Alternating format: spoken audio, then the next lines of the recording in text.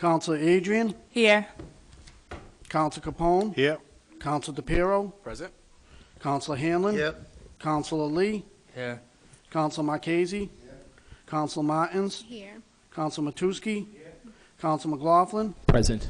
Counselor Napolitano, Here. and President DeFlorio. Present. We have 11 members present. We do have a quorum. We do have 11 members present. I know we already saluted the flag, but we have a new audience, so if we could please join us in saluting the flag. Thank you.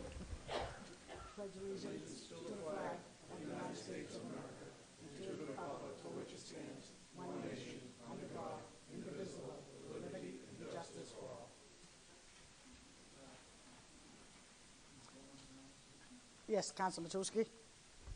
Thank you, Madam President. I'd like visiting guests in the chamber and the members to know that one of our former colleagues has passed away. He was city councilman here in 1968, 1970, Jim Ryan, better known as Flying Ryan, a big Jim Ryan. They owned quite a bit of real estate in this community, and he passed away last week. And he was a wonderful man, and he actually ran for mayor years ago. So I'd like to ask for a moment of silence. Thank you.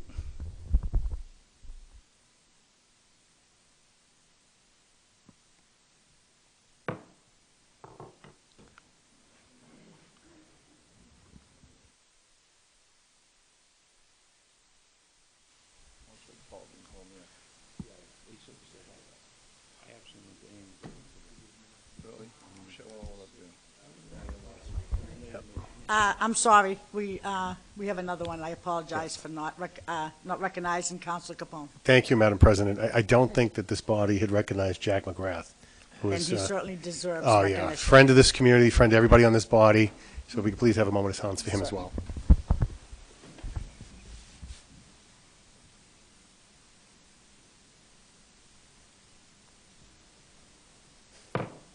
Thank you. Madam President, I move to accept the previous meeting's minutes. Second motion. I have a motion to accept the previous meeting minutes. All in favor? Aye. All opposed? The ayes have it. Could we suspend the rules and take items 1 through 5 collectively? I have a motion to take items 1 through 5 collectively, and I do have a second. All in favor? On the motion, yes, Councilor Hanlon?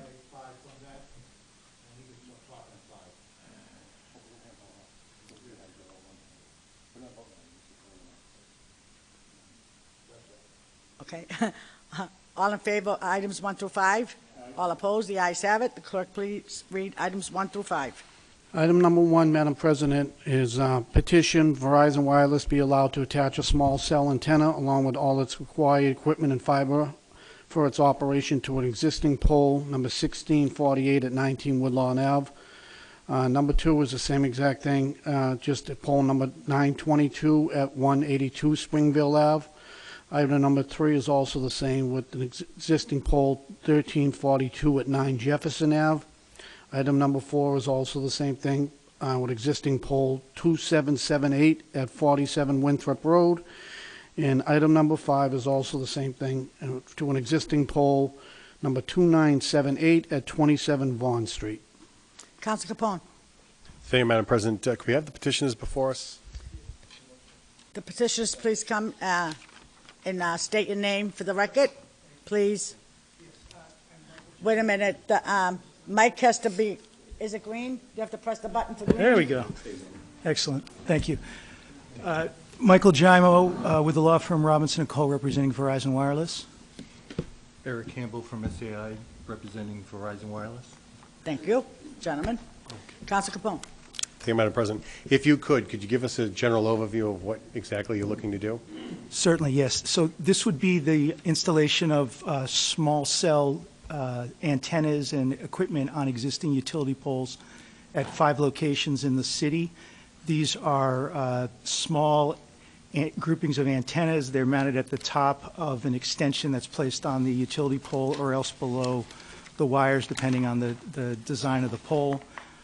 They satisfy all applicable regulations under your new ordinance, and they're designed to provide better wireless service to the city and its residents and people who are working and driving and going to school, et cetera, in the city. Okay. So I noticed that you've got 5 here. Do you have other wireless units in the city, or are these the first ones in?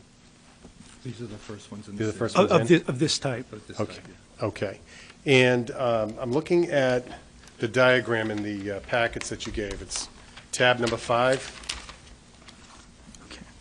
Is all the equipment just on the very top there, or some of these other pieces of equipment belong to your company? So the antennas are at the top, and then the demarcs, both telco and power, are on the pole with a meter, electrical meter. Okay. I see a square center cover that's about, looks like it might be about 8 feet off the ground. Is that your equipment, or is that something Is else? that the meter? That's the meter, the Okay. electrical meter itself. All right. And then the piece above it, the prop square D, Yes, is that your equipment as well? that is correct. And how high is that? Maybe about 10 feet? Yeah, it's just above the meter. And what else on that pole is your equipment, going Okay. from that point The- up? The next box up is a fiber demarc, so we would get the telco from that box. How big is that? That's a relatively small box. It's within the diameter of the pole. Okay. And then going further north, is that pretty much it? That's it until you get to the antennas at the very top. Okay. And it looks like that's about, is it about 3 feet tall or so? It's actually less than that. It's about half. It's about 16 inches tall. Okay. And I know that at least on one of these pieces, I got a communication from a resident, and one of the things that has been a constant concern for this body is what level of radiation is being emitted from the units. I know that we've had another company that came in and say that it's well below the FCC standards, but if you could speak to that, I'd appreciate that. Sure. Yeah, actually, we're an FCC licensed facility, so we are governed by their standards, which is the Bulletin 65, and that sets the standards for, since 1996, when it was enacted, as far as the Telecom Act of 1996. So all of the standards have been vetted through multiple agencies within the federal and local governments. This installation is well below the install that you would see in other installs, but well below the federal standards. The reason being is that this doesn't propagate very far. If you see the antennas like on a rooftop or some other type of structure, water tank, transmission tower, those are meant to be covering a larger area, where this is more concentrated for a smaller area, because the antennas are so small and the power is so low. Okay. What is the FCC maximum amount, and what's coming off of these units? The way to answer that question, I think, is to look at this page, if you have that in your materials with the color. The FCC standards are compared here.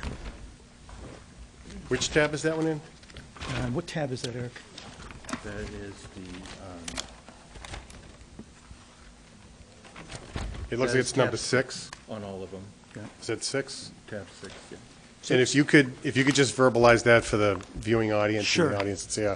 Happy to do that. So this is a diagram that's provided to, as a safety mechanism for people who may have to access the pole to work on equipment. And so it explains that at certain distances from those antennas, you're supposed to contact Verizon before accessing the area, and then Verizon would arrange to shut off the equipment and communicate what the safety protocols are. The green area is, it's a safe in relation to Verizon Wireless, 0 to 20% of what the FCC standards are. So that's every area that's not within 5.5 feet of this antenna in the vertical direction, or 11.2 feet in the horizontal direction.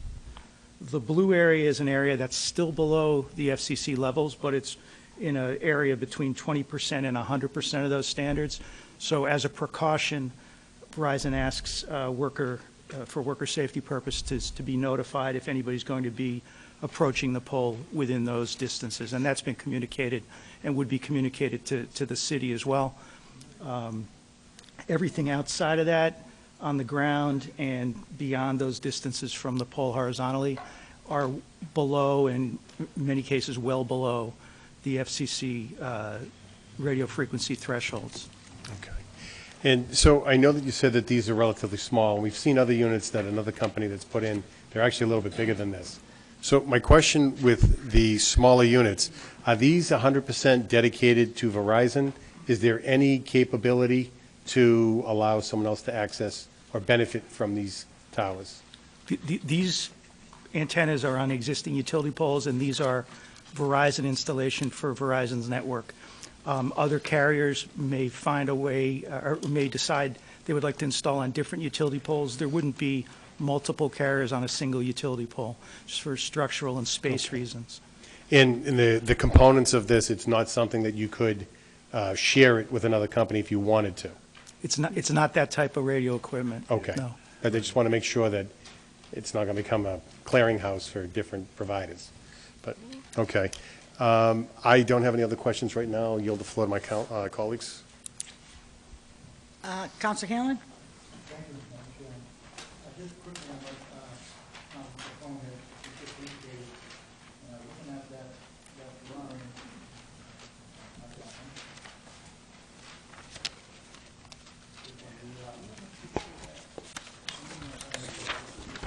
what the lines look like going up, L3 on the drawing, L3.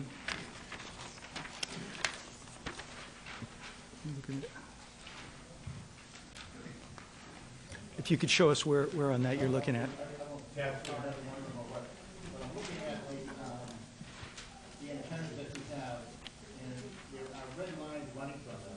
Are those red lines the same gain as the red line, red dot that was in the diagram that we showed how much radiation there was coming down? Oh, I'm sorry, we're not looking at red lines on this page, Eric. We may not have the color version with us. Yeah, but no, that's not, they're not related. Yeah, they're not related. I don't know what he's asking. I think it's, My question is, poll at 27 Wall Street. Look at the pole.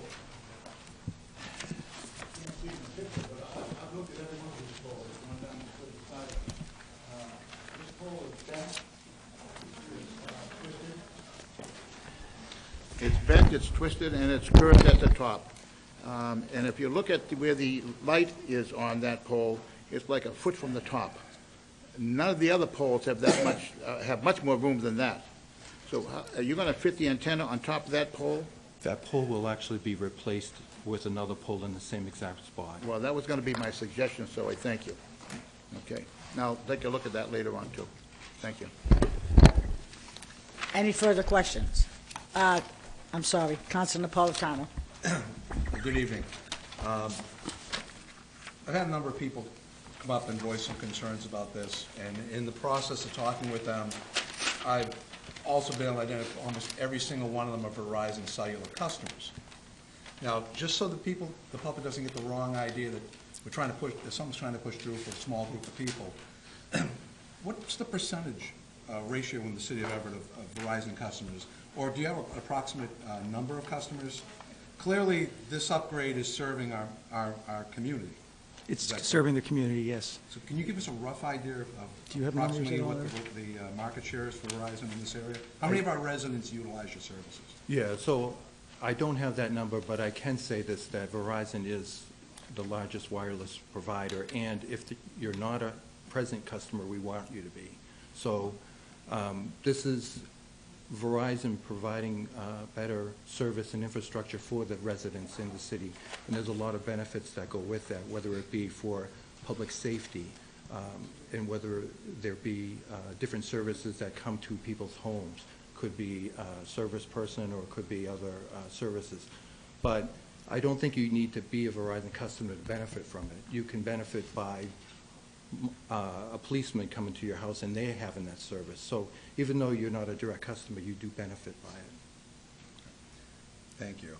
That's pretty much all I wanted to make sure, is to make it clear that this is not something that the community itself is not benefiting from. It is.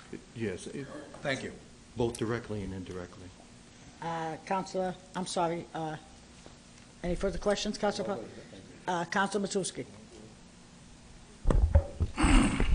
Thank you, Madam President. I noticed there's 5 requests here. Yes. Is this, now, we had a company here, I just want to let you know, just a few months ago, that started off with 20, then they went to 40, then I think over 60 devices on our poles. Is this it for you people? No, we will be coming back for more. Well, what is your ultimate goal, if you know, have an idea? I'm just curious, because our poles, as Councilman Hanlon stated, have bent. Even though it says a small device, nobody ever brings one up here for us to actually see it. And I don't know if you gentlemen are aware, there's some residents here that live in front of these properties that are going to speak after you, because this is a public hearing. And I'm just curious, you know, this seems to be all in one section of Everett, on the Elm Street area. So what are you branching out? Do you have devices already? Not in this city. So these are the first 5? That's correct. Yeah, there's macro coverage from rooftops and et cetera, but there's not. So you rent Small cells. spaces above, and those actually work too, right? Above Right. churches, and Yes. Right. I know the Glendale Towers has a bunch of devices. You know, it's often puzzled me why a big company like Verizon or Comcast or these other companies seem a little on the smaller side, to be honest with you. I've never even heard of these organizations, but why they don't reach out to a church or a building, Sacro Plaza, and rent a spot on the rooftop, so you don't have all these things on the poles. Why isn't that the customary thing to do? Well, it's a matter of breaking down the needs of the area, and so we look at what's available. Now, when you start looking in residential areas that need to have better coverage, there's not that many options. You know, the signal can only go so far, it can only come in so far, so this is a way of being able to supplement existing coverage with more targeted coverage for the area. And so we are looking to propose more facilities in other areas, but it's a process that we have to go through. We have to apply to the utilities. They have to tell us whether or not we are approved, if someone else already has a spot reserved, or whatever the condition of the pole.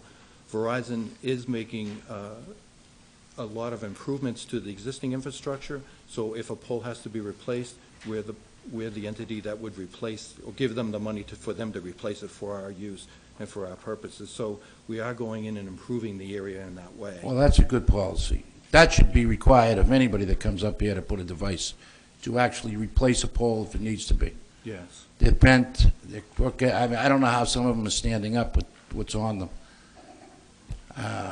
There's one on Union Street. I mean, you got to stop somewhere. You know, and I'm all for technology, not that I'm the brightest in that field, but, you know, if you're coming in for 5 today, then 100 more next down the road. I mean, I want to be aware of this.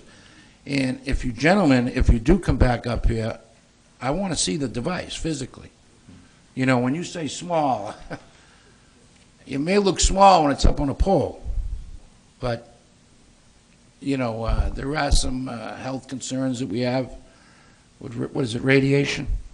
Yeah, radio frequency energy, which your ordinance addresses, and we comply with those standards. And they make no noise, right? They do not make noise. No noise, okay. No lights on them, no blinking things and all. Any lights? No. Well, I like your policy on fixing the poles. You're the first company that's actually said they will do that I know about. You know, we have some issues with poles here and so forth, but I want to hear what the neighbors, there's from Woodlawn Street and another group of women here. I want to know what their feelings, because if this was in front of my house, you could relocate if there's opposition to it, am I correct? Well, there's limitations on where we can place them because of transformers, risers, resistors, and things like that. So we are limited in where we can go with it. But when we looked at these poles in these areas, we walked with an engineer who specifically was looking to find out what poles were available and then which ones met the need of the network to be able to provide the coverage. Okay. So it was it was done with a lot of due diligence as far as what pole and why. Well, that's good to hear, but the truth of the matter is, some people would prefer not to have one in front of their house, and I can't really blame them. But I do want to hear from these residents, but, you know, as I said, your company's the first one that said you'd fix a pole if it's crooked, and I don't want to overburden our poles in this city. I'm sure if you took a tour around this city, you've seen some really ugly stuff on poles. Yeah. So with that, that's my comment, and I want to thank you. Mr. Udovich, the former mayor of Salem, he's with your organization. Yeah. I've known him for many years. So, you know, at least we have an understanding that you'll do some repairs, but before I vote on this, I want to know what the residents of at least 2 locations, but you'd be able to move them if that was possibly? It would depend on a number of factors. Okay. If there's opposition to a couple here, I'm not going to vote for those. And then we look forward down the road to you bringing up physically one of these devices so we can actually look at it. And the people, maybe it's the size of a shoebox, but I have a funny feeling it's like a small refrigerator. So I want to be very careful what I put on poles here. Thank you. Thank you, Madam President. Madam President, through you, a lot of my questions were answered, but also I've heard from opposition from several of these locations. And I was wondering if you had a rough idea of how many you're going to have coming forward in the coming weeks or months throughout the year of these antennas. So we're in the process of applying to National Grid and Verizon Landline. They look at the pole, and then they assess it. They tell us whether or not there's make-ready to be done. Make-ready is replacing the pole or making necessary spacing allotments for the pole.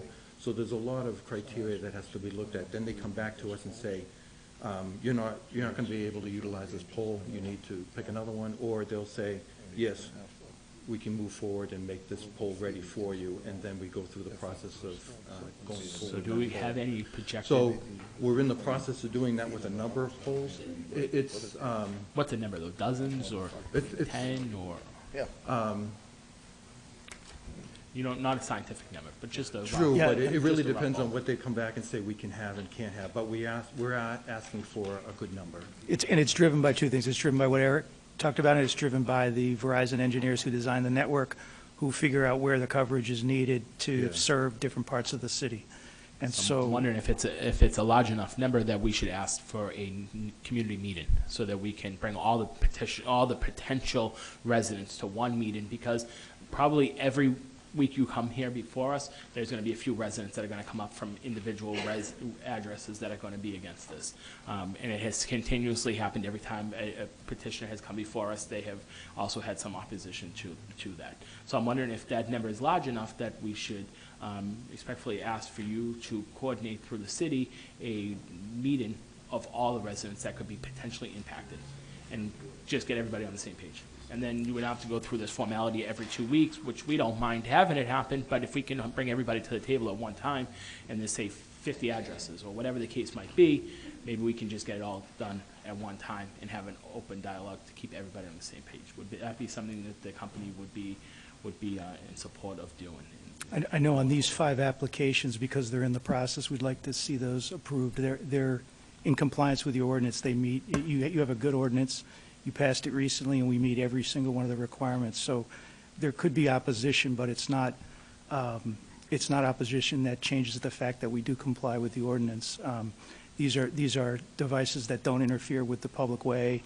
They provide a service to the city, and they're in compliance with all the requirements, federal RF safety. We do understand that people have concerns and questions. We're very happy to answer those questions, but we don't think this process should be delayed for that. Is there any medical documentation that can relate to the radiation that comes off of these? Is there any? So we did provide in tab 4 of Okay. each booklet a document that talks about. I did see that, but I didn't.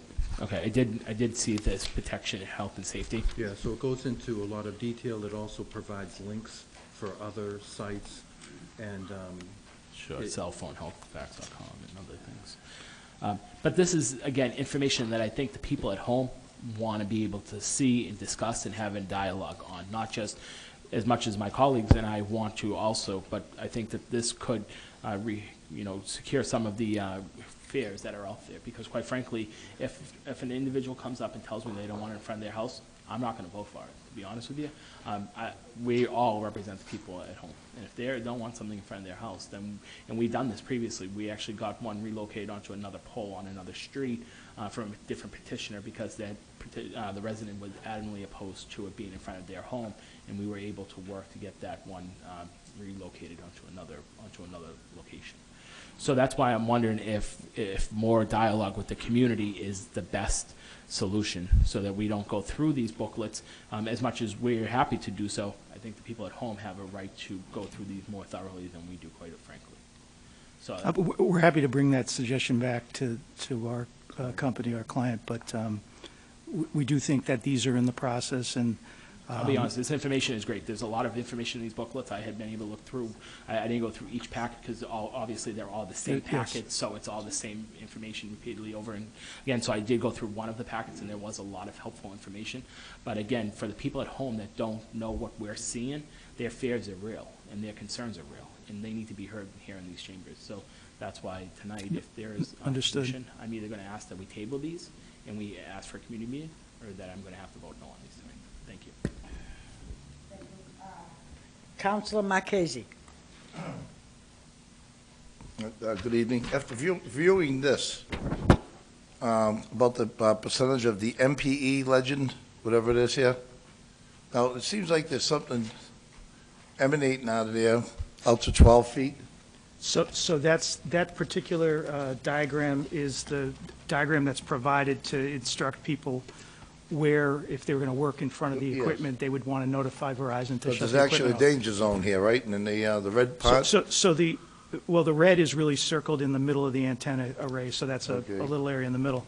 That's where the radio frequency would emit. The yellow is an area that does exceed the FCC regulations, and that's an area right around the antennas. You'd have to be hovering in the air or on a cherry picker to Yep. be within that, and you'd be working right on the antennas. The blue area is an area which does meet all the requirements, Yep. but because it's in that range of 20% to 100%, it's identified here as an area where Verizon asks that people notify them so they can turn the equipment off if somebody needs to work in that area. Again, these are at 35 feet high on the pole. The vertical distance of that blue area is only 5 feet, so Yep. you'd have to be 30 feet tall to bump Well, into that. not that, but we have multi-unit buildings here. These You could be you do, and outside so somebody's they would have windows. to be 11 feet from the actual antenna Well, I to mean, I don't to think have a I'd be too problem. happy living 11 feet from this thing. Well, I mean- well, that's what I'm Yeah. saying. So these are not located at places that have a window 11 feet or Sure. a building 11 feet away from that And how much would location. the maximum be, he's going to be located from maybe a third-story window? Are Well, they gonna would be- need to be located at least as far away to meet the FCC requirements. They Yep. can't, Verizon can't by law put anything up that would violate those FCC requirements. All right, like I said, I need time to actually look at the locations and how close they are to the houses. Thank you very much. Okay, does anybody else have any other questions that hasn't spoken yet? Or hasn't asked any questions? If not, Counselor Hanlon for the second time. Thank you, Madam Chairman. Not what I was going to ask you about, but what Councilman Casey was saying on this, the green area that I'm looking at, okay, that the blue area extends out 11 feet on each side. Yep. What does the green area extend out to be? Here, we're in the green area. Everybody's in the green area. It goes Anything beyond blue is okay, green. so- Green just means All right. it's fine, nothing to worry about. Okay, that's good. But my question now is that if this is going to affect me in my home, not affect me, but I have Verizon at my home. I have Verizon with me all the time. So if this is going to do anything, based on what we're doing here, how will that improve the service that I now have in my pocket? Because I think it's great. How is it going to improve that? What is this doing to improve that service for me? One of the things it's doing is every day people are inventing new applications that go on your phones. There's people who are using more data. And so in addition to the coverage that you get if you want to make a call or you want to look something up on your phone, you may have enough coverage now. But the more things that people are using, the more of that bandwidth they take up, the more demand there is on the network. So it's not just a coverage question of where the signal is, it's also the capacity of the network to handle all the calls, and it's also what technology can bring. So these are intended to increase the capabilities of the network in that regard, too. With just one more time, the green Green is not ending, it just goes it's forever. yes. It'll reach the moon if it has to. Yeah, well, it goes as far as the signal goes. Those are pretty low powered. I know radio wave can get up there, so these must be able to get up there too, right? I don't know. I mean, there's a relatively small coverage area in terms of providing the service. Okay. I think. Thank you, Madam Chairman. Thank you, gentlemen. No further questions? Excuse the customary Excuse with the thanks. customary thanks. Thank you, gentlemen. And motion to open the public hearing? I have a motion to open the public hearing. I do have a second. All in favor? All opposed? The ayes have it. I'm going to ask 3 times who's in favor, and then I'm going to ask 3 times who's opposed. So when you come up, please state your name and address, and tell me if you're in favor or opposed of it. So, anybody in favor of this petition? Anybody in favor of this petition? Anybody in favor of this petition? Hearing none, that part will be closed. The next is, I'll say 3 times, anybody opposed? Anybody opposed to this petition? Put up your hands, and please come up one at a time, obviously. No fighting, whoever comes up first. They're in a group. No, we don't. You're not in a group? Yeah, okay, we're in a They, group. they can speak individual if they'd like, but Come on out. it's a public hearing, so everybody is allowed to speak. There's no time limit. We would like to hear your concerns. Well, my name is Please. Elizabeth Baker, and I Thank you. live at 27 Vaughn Street in Everett. I had sent an email to all the members of the council Yes. expressing my vehement Yep. disapproval of this. I don't understand why cell phone reception takes precedence over the potential health risks of its residents. I don't know the health risks associated with this project. No one does. Even in longitudinal studies, there is a diversity of opinion. What I do know, however, is that I do not want to walk out my door, sit on my couch, and look at that aberration and wonder how it's affecting my health and that of my family. In closing, I would like to ask, would anybody want that outside their front door? I'm sure the gentleman from Verizon wouldn't want it, and I don't. I do not want this. Thank you. My name is Lillian Shula. Could you please speak into the Oh, mic? sorry. Is that green? Yes, it is. Okay. If you Okay, could please speak into the mic, we'd appreciate it. sure. My name is Lillian Shula. I live at 36 Madison Avenue. Clearly, one of these isn't being placed on my street. However, I just don't understand why just Woodlawn was selected, a limited little 5-block area, or approximately 5 blocks. I didn't get the letter because I work full-time. I only found out because my parents live next door to me, then I saw their letter. You had to be home to sign for it. But when I saw the letter, I found it interesting that all of this information that was given to the council was not shared with the local residents. Even now, it wasn't shared. No offense to Verizon Wireless, but their backs were to the audience of the public, so we couldn't even hear what they were saying. I know that it was pitched as this was a safety thing because it will enhance your Verizon service, but honestly, I don't think wireless technology has been around long enough to know the side effects of these, radio frequency emissions. Right. That's one of my concerns, in addition to the fact that we didn't get enough information, so thank you for bringing that up. I just thought, what does this mean, especially to the seniors in the community? They clearly don't know what it means, or the people who speak a second language and maybe English isn't their mother tongue. It wasn't crystal clear, like what is a cellular antenna? There was no picture of how big it is. That was an issue. And then, in closing, the other question I have is, I know for a fact Verizon Wireless has to pay to kind of have this technology implemented in certain communities to enhance their network. I'm wondering, what are they paying the city of Everett for that? Why was Woodlawn selected? Whatever that amount of money is, where does that go? Where do the residents see that? And I had one other. I find it ironic that all of these towers or antennas are being put in Woodlawn, which is, your local Everett blue-collar working-class community. But I know for a fact you can drive through affluent communities locally. They don't have them, and they never have, and quite frankly, I think they never will. If you drive down South Border Road in Winchester and you're on a Verizon Wireless phone, you're going to lose that call because people in Winchester will not allow for a ginormous box to be put on top of a telephone pole. I worked for Verizon Wireless many years ago, and I knew that people in those communities like Bedford and Winchester pushed back. But I think we're being preyed upon because it's more of a blue-collar community, and it's working-class people that perhaps don't realize what the implications are. Okay, thank you. Sorry. A lot. You don't have to be sorry. She's not speaking. She's with us. Did you have I any? agree with them, and I hope you guys do too. Thank you. Thanks for the time. Thank you. Anybody else opposed? Opposed, I'm sorry. Good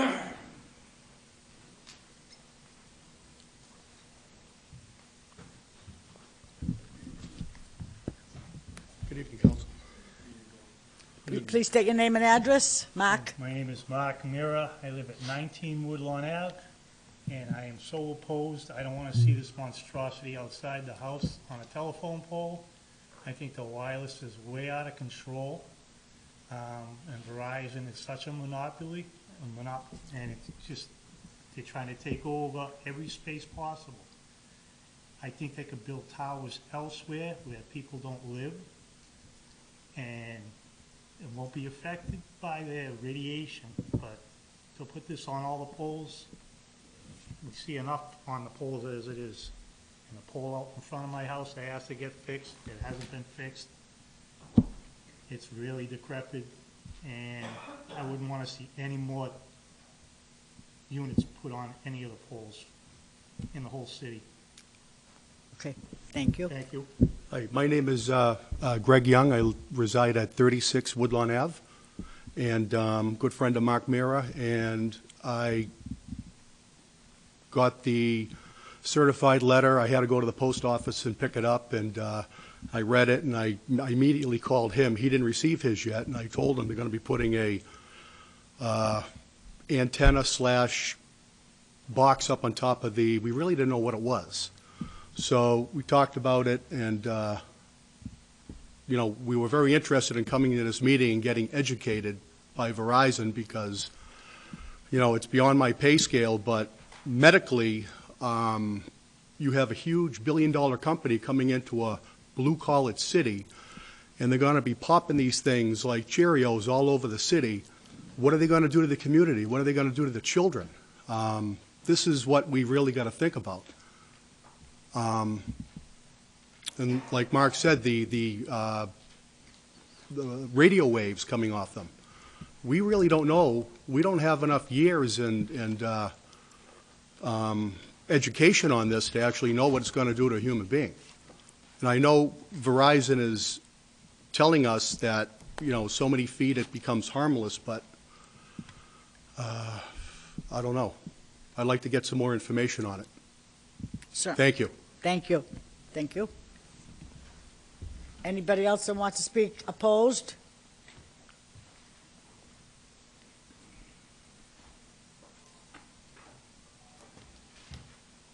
Hi. My name is Joe Santigate, and listening to this, I just say, when is enough enough? Now we get the casino, be more electronics come in. The next 10 or 15 years, the city's gonna be full of wires. We're seeing it now, the MBTA, the palace. We're only a 3 mile square of the city. Can't build on top of each other. And we're gonna see a lot of things going on. We all know in the next 10 years what this city's gonna be like. They won't even be here. They're building on top of each other. That's my comment in regard to adding anything to this city in the next 10 years. Let us slow down, catch up with ourselves. You know, between taxes that are off the wall. You always know. $2,000 for a blue-collar person, it's crazy. Where are you going to put my grandson, your grandson? Where are you going to put these families?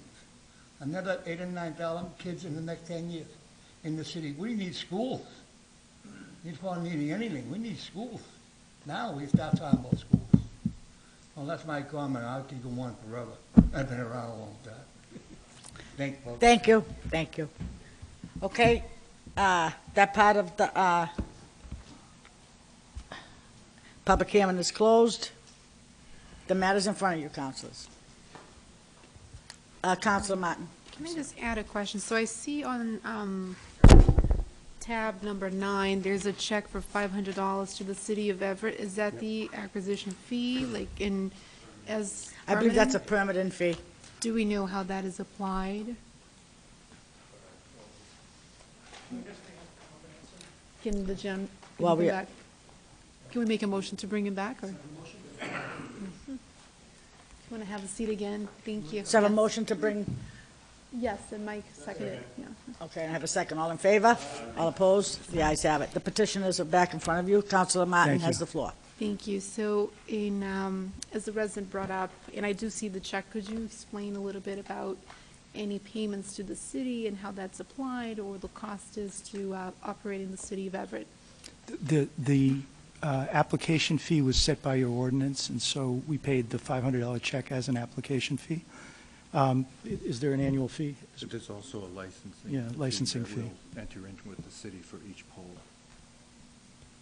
And then there is a fee associated with each poll that we would go on. So that would be for the license to occupy the pole. Thank you. I believe that fee is paid, I'm sorry, from the chair, that fee is paid to whoever owns the pole. Is that correct, Councilor? So that goes into the general fund? Okay. No, I'm talking about the yearly. Stays in this general fund, right? Okay, I just want to clarify it. Any further question, Councilor Martins?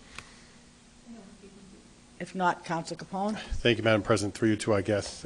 You heard the concerns of some of the residents that came forward. I know that you've spoken to some of those, but what I'd like to do, I'll leave it to my colleagues afterwards. I know that when you file an application, if we don't act within a certain amount of time, it automatically gets allowed unless there's an agreement of the parties to postpone. Would you folks be inclined to agree to a postponement to our first meeting in April? I don't think we need to do that, because I think that's You still, don't need to that's do still that. within the time frame. Oh, okay. Is what I'm saying. Okay, so in That's- case we did overlap any issue, that wouldn't be a concern if we were No, to postpone to the first week? if we get to the first week of April, that's still Yeah. within the 60 days of the Would application. that give you enough of an opportunity, for myself personally, the reason for the extension is I want to actually go look at the sites. I Yeah. want to look at the condition of the poles. I want to look at the distance for the houses. I'm sure you did all of your due diligence up front, but I just want to do mine. The other thing, would that give you enough time to come back and maybe have, an empty shell of whatever the structure is, so that you could show that to the council? If anyone's in attendance from the audience, they could see the size of it as well. So maybe it is smaller than we're thinking. Maybe it's not. But, looking at it, the picture paints 1,000 words. So I'm going to ask, I'll relinquish the floor to my colleagues to ask any questions. But my question to you was if you'd be willing to come back our first meeting in April to readdress these things. And it doesn't seem like that's an issue. I don't think that's an issue, and I'm Okay. getting the sense that the council would appreciate more information. And then the one last thing I'll leave you with is the biggest concern, visuals is one thing. We'll take a look and see what the visuals are. The overwhelming concern that has been raised has been safety and health. Can either of you speak to that a little bit more? since we have everybody here? We're not the technical people who can Okay. speak to that. If you're going to reconvene in Yeah, April when on we come in this, April, could you bring someone who could speak to that? we can try to bring somebody who can Okay. speak to that. I do want to make a couple of points, though, if I could, just Sure. on the comments. It's not true that Everett was singled out because it's a blue-collar town. There are pole-attached antennas in Winchester, in Wellesley, in Weston, and in any of the other towns that were mentioned here. This is proposed for this neighborhood to start in Everett, and as we talked about it, there's going to eventually be a plan. We just don't know the plan at this point. The engineers are working that out. Boston is being built out with these antennas. Cambridge, it's the metropolitan area. It's definitely not, there's no stigma or targeting of Everett. If anything, it's helping to bring technology to the city that will be helpful to everybody in the city. Okay. I don't have any other questions. Thank you. Councilor McLaughlin? Thank you, Madam President. Madam President, I respect Councilor Capone's ideas and his thoughts, but the fact of the matter is the residents need to be involved in these discussions, not just the city council. So we need to figure out how to work on setting up a neighborhood meeting so that the residents can have their concerns heard and voiced. So that is great, the Councilor Capone's motion, and I support his ideas, but we need to figure out how we can leave this chambers tonight and set up a neighborhood meeting. I know Councilor DePiero is agreeing, and he represents the area. Councilor Marchese lives in the nearby area. I think the residents need to come to the table, and so I would respectfully ask that you guys go back to Verizon and figure out a plan tomorrow of how to organize a neighborhood meeting for all of Woodlawn, if that's the first area that we're going to zone into, and to hold a neighborhood meeting in the Woodlawn neighborhood, because we can ask all the questions we can think of, but we don't live there. We're not the ones going to be affected by this one way or another. It's going to be the residents that live in Woodlawn, and quite honestly, the residents that came up here tonight, many of them are very close personal friends of mine, and I definitely take their concern to heart, and it makes me very concerned that they're that concerned about something that's in front of their home. So you have to understand, I don't live there, so it's not going to impact me when I leave these chambers, whether I voted tonight or I voted in 2 weeks or 1 month from now. So we need to figure out how to get them more engaged in the conversation so that the individuals that live in Woodlawn neighborhood feel comfortable. And that's why I originally asked for, if you could tell us that there's 50 locations, that's a hypothetical number, let's get every resident to the Conley Center, for example, or somewhere, and have a neighborhood, a citywide meeting, and talk about this openly and get all the facts out there. And then maybe we vote favorably or we vote negatively, whatever that procedure takes place, but the residents need to be heard before we can vote on these tonight. I would ask for a list of what other communities these antennas are in this greater Boston area that you guys have already put in place. What other communities are in there? Another company came before us, and Councilor Capone and I had asked for that information, and we actually went out and visited some of the other polls in some of the other communities that to get an idea of what these individual antennas looked like, and it was from another company. But Councilor Capone and I spent the day traveling to outside the city of Everett to look at these. There's one antenna unit down on Abbott Ave.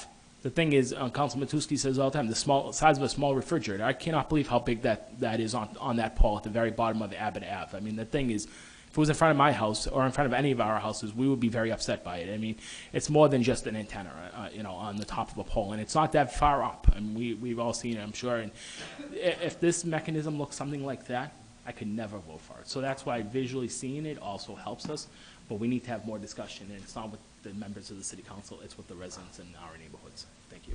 So, Council, I believe that people are more concerned about the radiation than the size, from what I got. I think they're concerned by a lot of things, Yeah. Madam President, not just the But the radiation, the radiation- size, if there's noise coming out of these, they've been told that there wouldn't be noise, and then there's mechanisms that have a humming noise, a buzz and humming noise that come out of some of them that we were told there wouldn't be noise. And, so there's a whole host of issues that radiation is obviously a major concern, but the appearance of these also in front of somebody's house is quite concerning too. So I think there's a whole host of issues that need to be addressed, and the residents need to have their voices heard loud and clear. Absolutely, thank you. Councilor Adrian? Good evening. The information, did you guys send out a letter to everybody who lives on the street? Yes, your ordinance requires that everybody within 200 feet be notified by certified mail, which is why the folks had to go down to the post office to pick it up. That's in your ordinance that we had to do it that way. Yeah, there was well over 180 notices for all of these 5. So Jefferson alone was 52 just for that one poll. Okay. Did you include the picture And We did not, just a notice, Okay. just the share number and the information that we provided was quite a bit, even for the city. We had 65 packets that we had created, 60 of which went to the city. Okay. Is it possible if you guys, for people who can't make it to the community meeting, if you could send out information that includes sort of a little bit more details? Because it sounds like the residents noted that there wasn't enough information that was sent to them.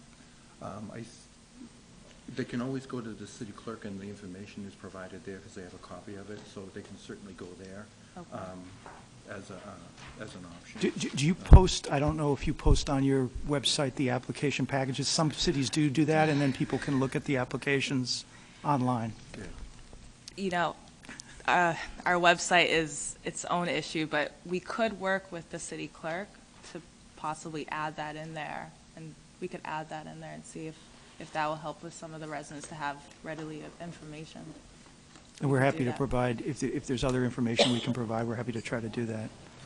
So if we wanted to add that information to the website, would you be able to email it to the city clerk? Sure, certainly. Okay. Yeah. So could you add that as one of your to-dos? Absolutely. Thank you. Thank you. Councilor Matusky. I have no further questions of the gentleman, but I have a statement I'd like to make. I do have further questions from two other councilors. So Councilor DePiero hasn't asked any questions yet, so I'll call on Councilor DePiero before I call on the other two councilors. Thank you, Madam President. Good evening, gentlemen. If these proposed locations don't get approved in the future, there obviously is a possibility of anything. Would you gentlemen consider looking at other locations mentioned earlier, whether taller buildings, municipal buildings, where we'd be able to collect fees on both sides, whether it's the permit fee and the rental fee? They wouldn't be in front of people's homes. I don't want to stare at one outside of my window. Is that a possibility? Is that something you gentlemen are willing to do? This is a Explore other spots. This is a different technology than the rooftop type antennas. I mean, I don't know whether I'm not completely familiar with where Verizon's antennas are on rooftops in Everett, but the macro network, the older antennas are still functioning, and those are the rooftop type antennas. This is a different technology that actually is street level, and so the reason these utility poles are picked is because that's the way the technology works. It's supposed to be, close to the people and close to the people who are using it, and it only propagates a relatively short distance. And so having it on a city building wouldn't necessarily accomplish the objectives. We can certainly bring back to the company that the city wants to work with them on identifying sites, but the poles are the way this technology gets built out. Sites, parking lots, I know we don't have a whole lot of them, but just as an alternative option. Thank you.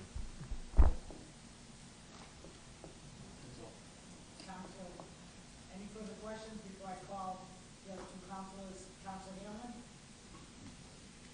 Thank you, Madam Chairman. Just quickly, I believe Councilman Matusky asked you, and I didn't hear the answer. Are you intending to put more of these in the city of Everett? There would be some more of these, and what we didn't know was the exact number. Okay. And is the area of concern, is yours, is high on the hill less of a concern than something that would be low in the valley, consider like the area that we're in now? Would that be of a Do you know concern? anything about So basically, it's more geographical. We're looking to try to provide coverage in an area that is difficult to cover by other means. Okay. So you've seen antennas on roofs and tops and things like that, and they're large installs, which we can't bring that type of install in these neighborhoods for obvious reasons. So this is really a lesser means of being able to provide that coverage in these areas. And we just felt like these type of installs would be much more conducive for the area rather than those type of installs. Okay. And the, whatever you're emitting, the waves that you're emitting or anything, do they bounce or do they go through solid objects? So it depends. So there is, I think everyone knows just from their own experience, you go into a basement, sometimes it doesn't work at all. So there are certain structures that does not go well in going through. So it really depends if you're in glass. Sometimes glass helps. Sometimes you have to go through a window to make a call, or you have to go outside. So there are, obviously, if you're outside, it's better because you have less So, but then does it also bounce? Will it hit an object and bounce in a different direction? So go both places at the same time? I don't believe it bounces. I think it goes Straight around shot. things, whatever's there. It doesn't, it goes through to a certain extent, but not to the extent that it does go around. Thank you. Council Capone, do you have any Yeah, it's questions? just- It's a Okay. quick question. Yeah, thank you, Madam President. One question I forgot to ask is, if you could you provide our clerk with a couple of locations that are close to the city of Everett, so we could actually go see one that's operating, see if it makes noises, see what it might be? I know that I've asked you to bring, the guts of one here, so we can see the size, but I'd actually like to see one that's operating. So if you could please provide our clerk with a couple of addresses that are close to the city, I would appreciate that. Yeah, we'll do that. And just so people understand, and I know Councilor McLaughlin said he went on a trip to look at some of these. So the technology is always evolving. So there have been installations on utility poles for the past several years in different cities. The antenna configuration has changed over that period of time. So we would try to find you ones that looked as close to this as we could. That'd be good. It's similar to what you presented. But if not, we'll at least show you something that's a small cell from Verizon. Okay. And if you can't find something that's identical, if you could please explain what the differences are Certainly. between that one and what you're presenting. Okay. Yep. Thank you very much. I don't have any other questions. Any further questions? If not, gentlemen, you're excused for the second time. Hopefully, we don't call you up again. Council Capone. Thank you, Madam President. I'd like to take items 1 through 5 collectively and lay them over, postpone them till our first meeting in April, to invite the individuals back, any of the members in the audience back, ask them if they could please bring one of the empty units so we can see it, and that they bring someone with them who can speak to the emissions and the levels and answer those kinds of questions for us. Right. I second that, Madam Chairwoman. On the motion, Councilor McLaughlin, did you have your hand up? Madam President, on the motion, I would respectfully ask that we invite the whole neighborhood, either to these chambers or to somewhere. I want to get the feel or the voice of the neighborhood, and I think we all agree on that. So I don't know if we send out our own notices through here, through the council office to the residents. I'm not sure how we can notify the Do you neighborhood, think but we I could think, do a robocall? Would that be well, again, that's something in sort of the, consideration you know, that the administration might want to do? it's a good idea, Madam President, but I think we should figure out the right way to be able to notify the neighborhood, because I know it's in Ward 3 currently, but it's going to be to Ward 4, Ward 6, or Ward 1 at some point in the coming months. So this is the beginning of a trickling effect, and I think that the more people involved, the better they're going to understand it and maybe resolve their fears or not resolve their fears. But I think we need to ask the administration to work with us, the city council, to create a neighborhood meeting so that we can invite the petitioner, invite the neighborhood, invite ourselves, and have everybody at a discussion so that we can get answers. But it's very difficult to have a neighborhood meeting at a council meeting, because we have business to do. Correct. I wholeheartedly agree. That's why I'm So we pushing can't have for another night. there's no way that we can have a public meeting and, have a neighborhood meeting and also have a council meeting, because that's And that's- not the correct way And to do that's things. why I haven't suggested to do it on even at a committee, It's up to- any up- kind of a meeting, other right. than a separate meeting of the neighborhood. Exactly. High school, exactly. So I have a motion to postpone it to April 1st, and the first meeting in April, I'm sorry. Did I get a second on that? Second.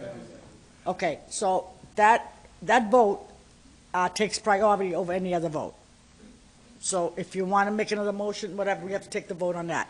So the motion is to postpone it to the first meeting in April. All in favor? Aye. All opposed? So the matter has been postponed to the first meeting in April.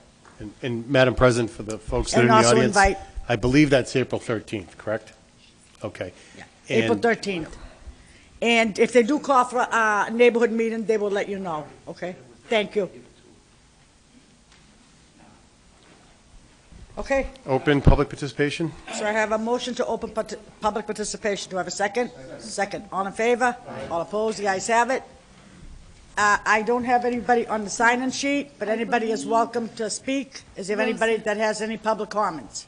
I have a feeling, Rosa, that the Elliott representative signed in as public participation. No, she signed in as item number 33, but she's Oh. welcome to come up and speak now. Is that your... She only has 2 minutes. Okay, sorry. You would only have 2 minutes to speak on public participation, but you could come and speak for item number 33, okay? So hearing none, I'll take a motion to close public participation. I do have a second. All in favor? Aye. All opposed? Public participation is closed. Councilor Matusky would like to come up and... Thank you, Madam President. And Councilor Martin, they want to present a citation. You're welcome.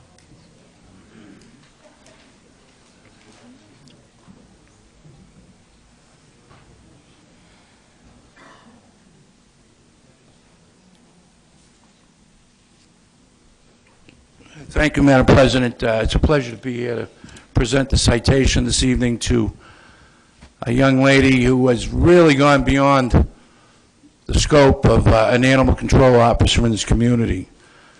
I personally had an experience where my dog got through a gate and was lost for 4 or 5 hours. She put it on Facebook, Miss Gorgani, and I had all kinds of phone calls and people knocking on my door, and they saw my dog, a stranger walking my dog. Within an hour, 3 hours, I had my dog back. My mother was crying. But I got to tell you, I'm an animal rights activist. As you all know, I passed the Animal Bill of Rights law when I was state rep. It's a felony to torture an animal or to be cruel to an animal. You now can go to jail, and you're definitely going to pay a fine. And you'll never be able to adopt an animal at the Salem Animal Rescue League. That is for sure. But it's people like this young lady. Now, we have a lot of good employees in this city. She goes out of her way. She's really got the internet, and I'm not that up on the internet, Facebook and all. But I can tell you from my own experience and what I went through and what I've heard from people throughout this city, that this young lady has brought a new level of activism for animal rights in this community. And the mayor, I know, appointed you, I don't know how many years ago, 3, 4? We're reappointing tonight. Well, that's a great appointment.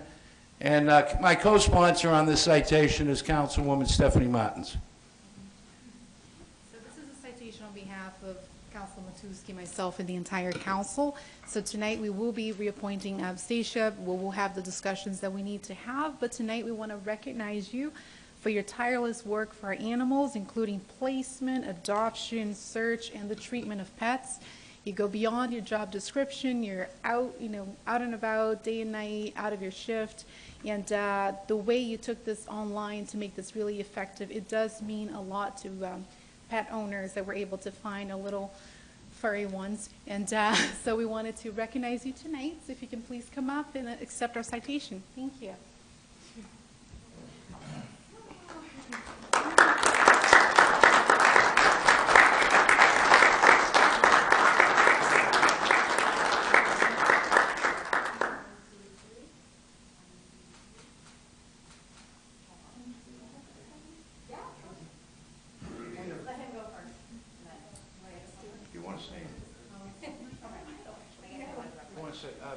Ladies and gentlemen, our animal control officer, a little on the shy side.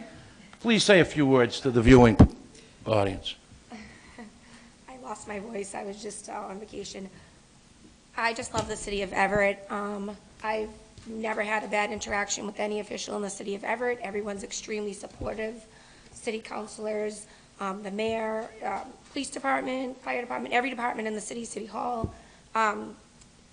It's a great example for all the other cities going forward, because now they're all adopting, things that we do, which is pro-rescue, pro-life, not euthanizing animals just because they're injured on the street. We knew your dog was being kind of held hostage, and we took it seriously, like as if any other, person was. No, I thank everybody in Everett for being so supportive. So I can't do it without support in the city, so. Keep the good work up. We appreciate it. Thank you. Very It's much. caught me off guard. The members like to take a group photo? This is for your office wall, by the way, this photo.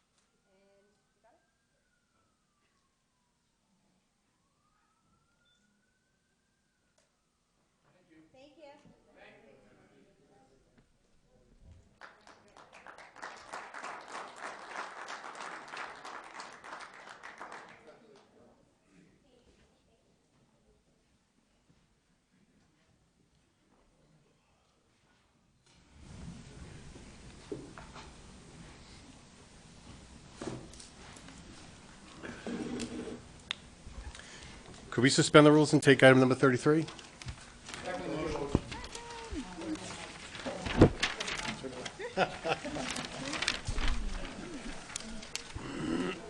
If we could please suspend the rules, take item 33. All in favor? Aye. All opposed? The ayes have it. Clerk, please read item number 33. Item 33, Madam President, is a resolution by Councilor Stephanie Martins that a representative from the Elliott Family Resource Center in Everett share the current programs and resources with the community. Councilor Martin. So the Elliott Family Resource Center is located inside of the old high school. Actually, if you know, and I had the opportunity to tour the center to hear about the programs. They're free. There's a variety of quality programs, so I thought it'd be interesting for them to present it publicly. And I think we need to make a motion to invite our Yes. representatives. If I can get, I have a motion to And, invite the representative. I do have a second. All in favor? All Thank opposed? you. The ayes have it. Thank you so much for being here tonight, and if you could just please summarize and just Could you let the please, community I'm know. sorry, Councilor Martin. Yes. Please state your name for the record. Yes, good evening. My name is Liliana Patino. I'm Eleanor Gayhart. Okay, Councilor Martin, sorry for the interruption. Continue. You have the floor. Well, thank you so much for having us, Madam President and members of the council. As I mentioned, my name is Liliana Patino, and I am the program director for the Family Resource Center. We opened in 2017. We are located at the old high school. We rent the space there. The Family Resource Centers, they are community-based programs actually funded by the Department of Children and Family. And the hope of the program and the mission of the program is to support families as a whole. As we know, most of the programs in the state are child focused. We definitely focus on the entire family. So our job is to connect families with any services they might need. We definitely focus on parenting education. We focus on connecting them with the service. We do not want to reinvent the wheel. So we want to make sure that if a family comes and they're looking for health insurance, we're going to send them to the Joint Committee. We want to make sure that if a family comes and they have concerns about their child's mental health, we're going to connect them with Elliott, with South Bay. If the family needs information about how an IEP works, so we're going to connect them with our family school liaison. All of our services are free. All of our services are confidential, and we guarantee to the families that we are not going to be sharing their information with anyone. We're very proud to say that we focus on family culture and ethnicity. Currently, we have English, Spanish, Portuguese, and Haitian Creole workers that are actually able to connect with the family and give them the information in the language that they speak. If the family speaks a different languages, we definitely can make arrangements for an interpreter to come. Currently, we have a licensed clinical independent social worker. I am a clinician as well. We have family support workers, a family partner, and a school liaison that actually can meet with the families and develop a plan and to see how we can actually support them. Our second goal is definitely focus on children with behavioral issues.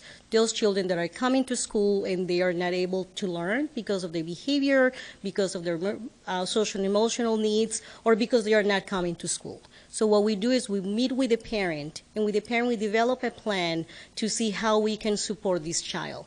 So we focus on the school, we focus on their mental health needs, we focus on what's happening at home, and then we're going to be connecting with the probation officer, we're going to be connecting with the court, we're going to be connecting with the police and whoever the family wants us to connect with. The goal of our program, as I mentioned, is definitely to connect with services and with community partners. So currently we have multiple collaborations, including all the medical facilities in the area. So we work with CHA, we work with MGH, we work with Hallmark. We bring information from ABCD, from the Joint Committee. We cannot be doing this alone. All the services are free. We're going to be focusing on parent-child interaction. And then when the families come, it's actually a very welcome and beautiful space. We do not want the families feeling that they're coming into a DCF space or a government space. We want the families to feel welcome, to feel supported, and to feel that they can actually open up and learn about themselves. We have a food pantry in our facility. The food pantry is open every day. So many times the families actually come to receive food, and then we connect them with all the other food pantries in the area. We don't want them to depend only on us. So we're talking about the Bread of Life. We are working with Grace Food Pantry. So we definitely want them to connect to who they are. As I mentioned, all the funding comes through DCF and is open to families from all areas. We are not only the Family Resource Center for Everett, we're open to everybody, but definitely we receive most of our families from the Everett community. So far, we serve around 1,500 families, and out of those 1,500, 1,300 are families from Everett, and that translates to about 3,700 individuals from the community. How can you help us? You're helping us tonight. Just listening to us and being able to tell you what we are doing, that is a major support. Definitely making us part of other city events where we can connect with the families, and that is our goal. We want to make sure that the families know that we are there, that we can serve them in multiple ways. We had in the past implemented a lot of community events like Christmas events and back to school events that I know that many of you had actually come and support us and join us. So that's who we are. Again, this is a free program for families, and we want to make sure that the families and all of you know that we are there to serve the Everett residents.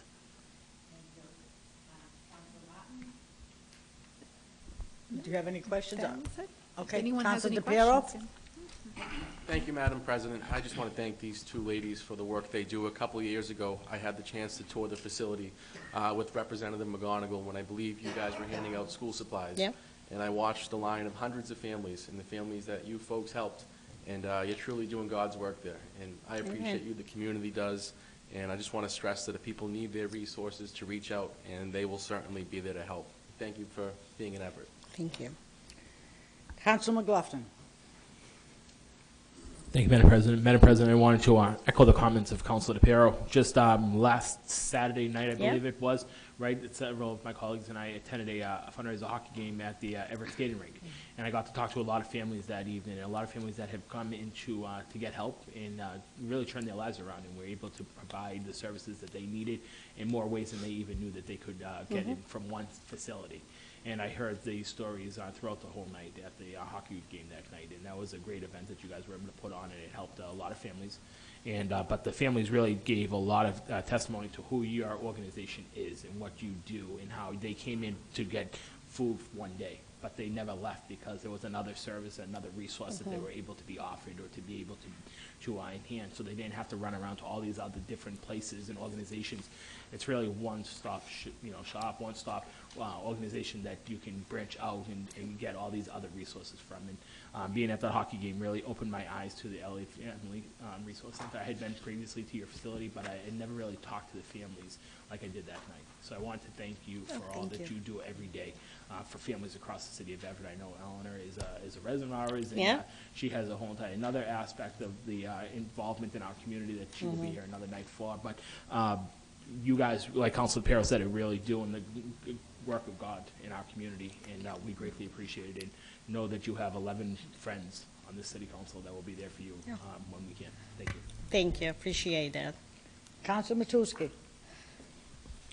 Thank you, Madam President. I'm just curious, are you involved with the school system too? Do they refer people to you? Yes, so a big part of my role is definitely to do a huge amount of outreach. So we met, starting with the superintendent, we met with all the school principals, guidance counselors, interpreters, resource officers. We've been very proactive on getting connected with the schools. Actually, I was one of the school clinicians at the Madeline English, yes.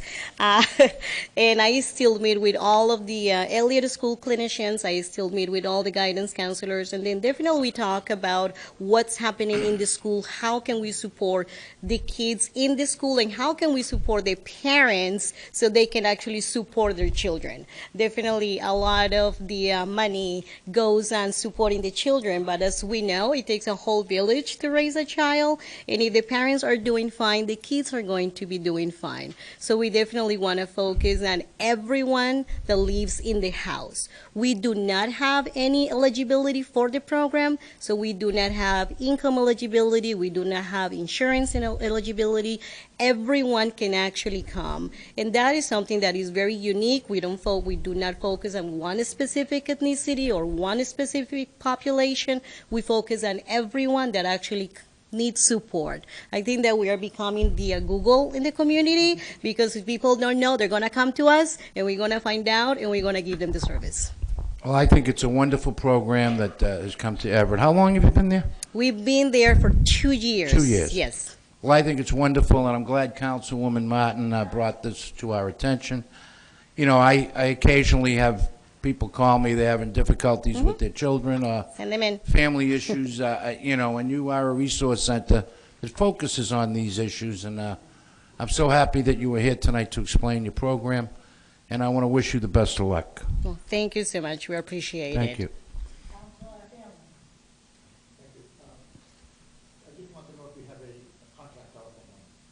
Yes. Do you know the contact? It's actually in the flyer. So the number is 781-581-4750. Sure, it's 781-581-4750. Our email is there as well, and any email that goes into the FRC email, actually, I am the one who gets to read it. So any information, we're very good about answering back and connecting with the families. Oh, and the other part is there's no waiting list. Actually, families can just walk in and we will give them the service. Councilor Capone. Thank you, Madam President. Again, echo the sentiments of everybody. Thank you. And I was going to give you an opportunity to plug your phone number, your email. Are your services listed on ECTV by any chance? I don't believe they are. I would speak to the administration, talk to ECTV. I'm sure they'd be more than happy to be able to put your contact information on public access, and that way someone who may not know about it can find out that way. And again, if you want to say your phone number and your website or email address one more time for the viewing audience, feel free to. The number is 781-581-4750, and if you send an email to the FRC at elliottchs.org. And you're at 548 Broadway at the... we are right next to the Wellness Center. Yeah, On the that is the Maple best Ave way to entrance. find Is it. that correct? Excellent. And I would recommend that you reach out to ECTV and get your information on Perfect. public access. Thank you, Councilor Capone. Councilor Marchese. Councilor Capone asked a question regarding ECTV, so that's been answered. Okay, any further questions? If not, thank you very much. We really appreciate all your time. Thank you. Council, what is your pleasure? Would you like to refer it to ECTV? Yes. Counselor Martins? Yes, so refer to ECTV to see how else we can get the message out there. So we're going to Second refer it to motion. ECTV to see if they can put the information on ECTV. I have a Yes. second? All in favor? Aye. All opposed? The ayes have it. Thank you.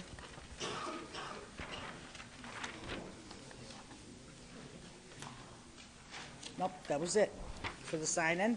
So we can revert back to the regular order of business. Clerk will read item number 6.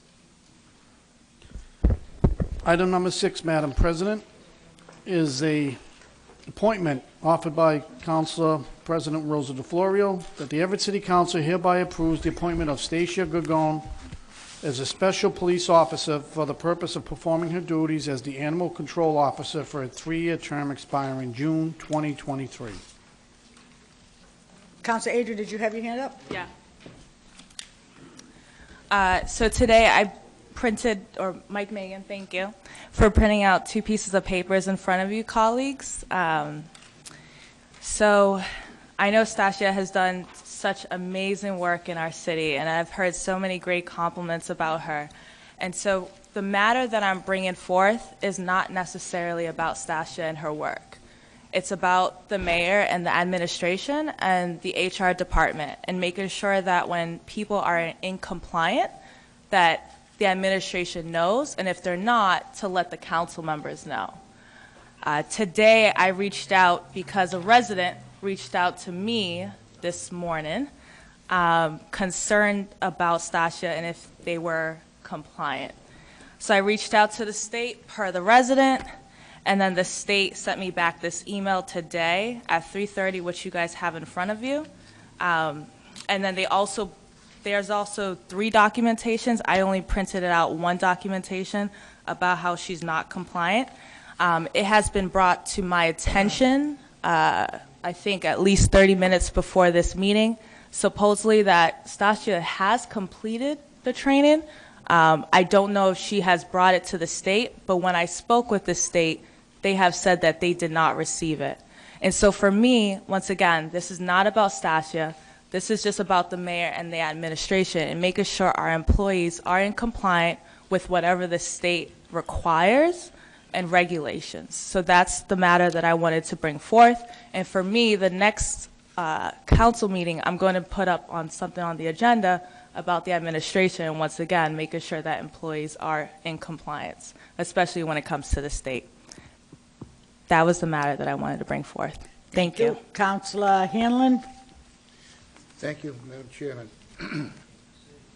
I've known this young lady for a long time, and as far as her not being in compliance, which she probably is not, the point is that she has probably forgotten more than we'll ever learn about how to take care of dogs and animals. She started, just having an interest in seeing a sign on a pole that said "dog missing," and she went looking for the dog and she found it. And then, of course, she started to find dogs that weren't even noticed that they were missing, And she did this on her own, at her own expense. She fed the dogs, she housed them, and so forth on the property. So she knows what to do with the dogs. She's the one that got us started with a kennel in the old city yards. She went down there, got the place refurbished, and did much of this stuff out of her own pocket. She found my dog, who was stolen and released, and she found it, and of course my dog had a special number, and as soon as she saw it, she said, that belongs to John Hanlon. So we got the call, and my wife was very, very happy.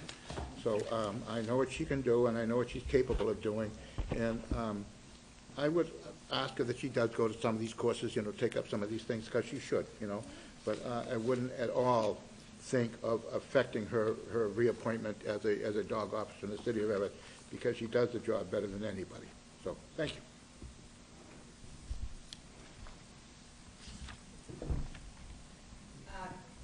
Council DePiero is next. Thank you, Madam President.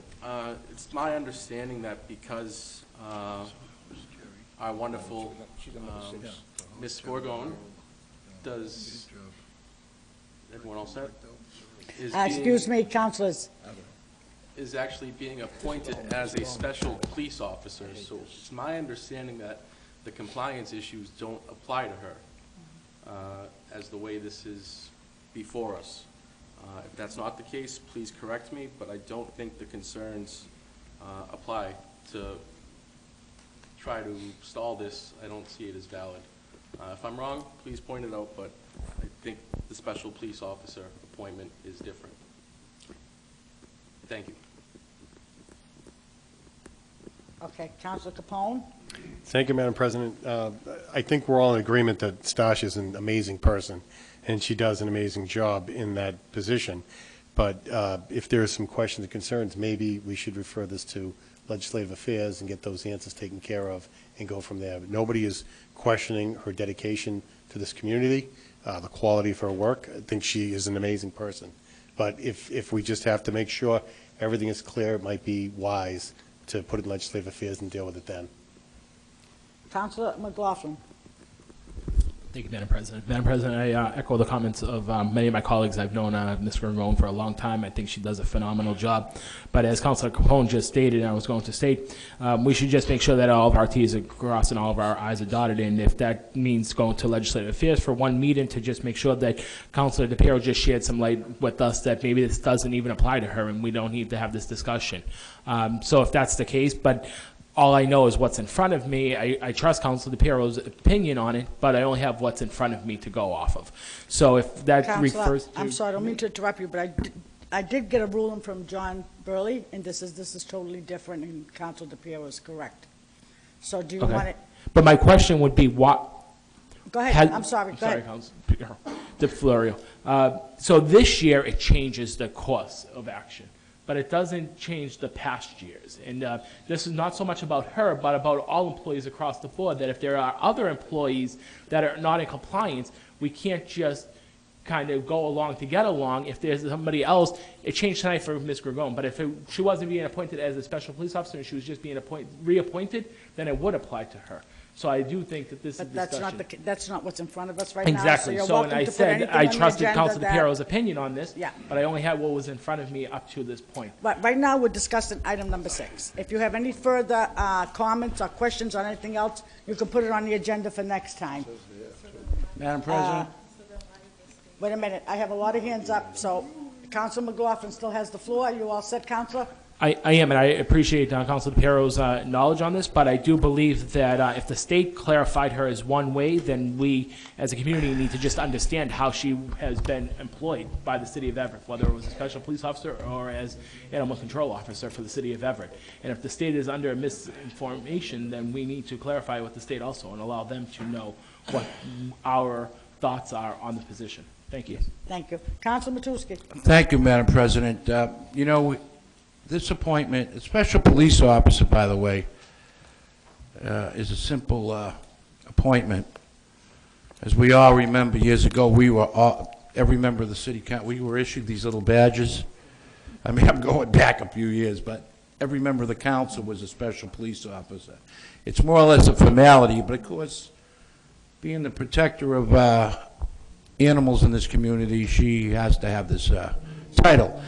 Needless to say, we honored this person just a few moments ago for the outstanding work that she does. Now, to be fair to her, the city solicitor is here to explain for those who are in doubt whether or not this is an appropriate appointment. And it is, and I spoke with him. So for those who aren't sure, I'd like to invite the city solicitor up, Madam President, to assure them that we are not doing, and then move forward and vote for the approval of this. Second. Thank you. Motion is to invite the city solicitor up. All in favor? Aye. The okay. I'm sorry. Thank you, Madam President. Mr. Solicitor? We need to invite up Stacia. Do I, okay, I have a second. All in favor? Aye. All opposed? The ayes have it. Please state your name for the record. Good evening, members of the council. Keith Slattery, Assistant City Solicitor. Is that on? And? Stacia Gorgoni, Everett Animal Control Officer. First of all, I want to thank you for being here tonight. I saw that what was on my desk earlier, and, you know, it's a curveball, but I'm sure it's easily explained, as you mentioned. You know, and sometimes these things happen. But I know the good work that you do, okay, and have been doing for this community.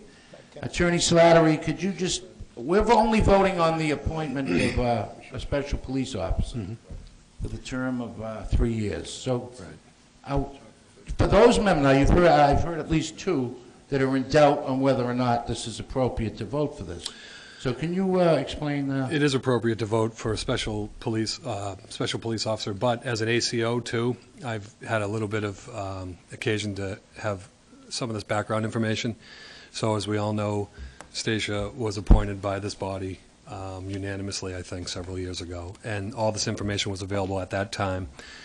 The investigation that I undertook was there was a fine. That fine was levied against a corporation, not against an individual. And I think many of us know that then that fine becomes unenforceable against the individual. Therefore, there ostensibly is no fine against Stacia. So I think that's the information you had when you voted last time. And if my memory serves, it was unanimous. And I think Stacia could talk more about her accreditation. But. Right. The question of I don't have 8 credits for a training last year.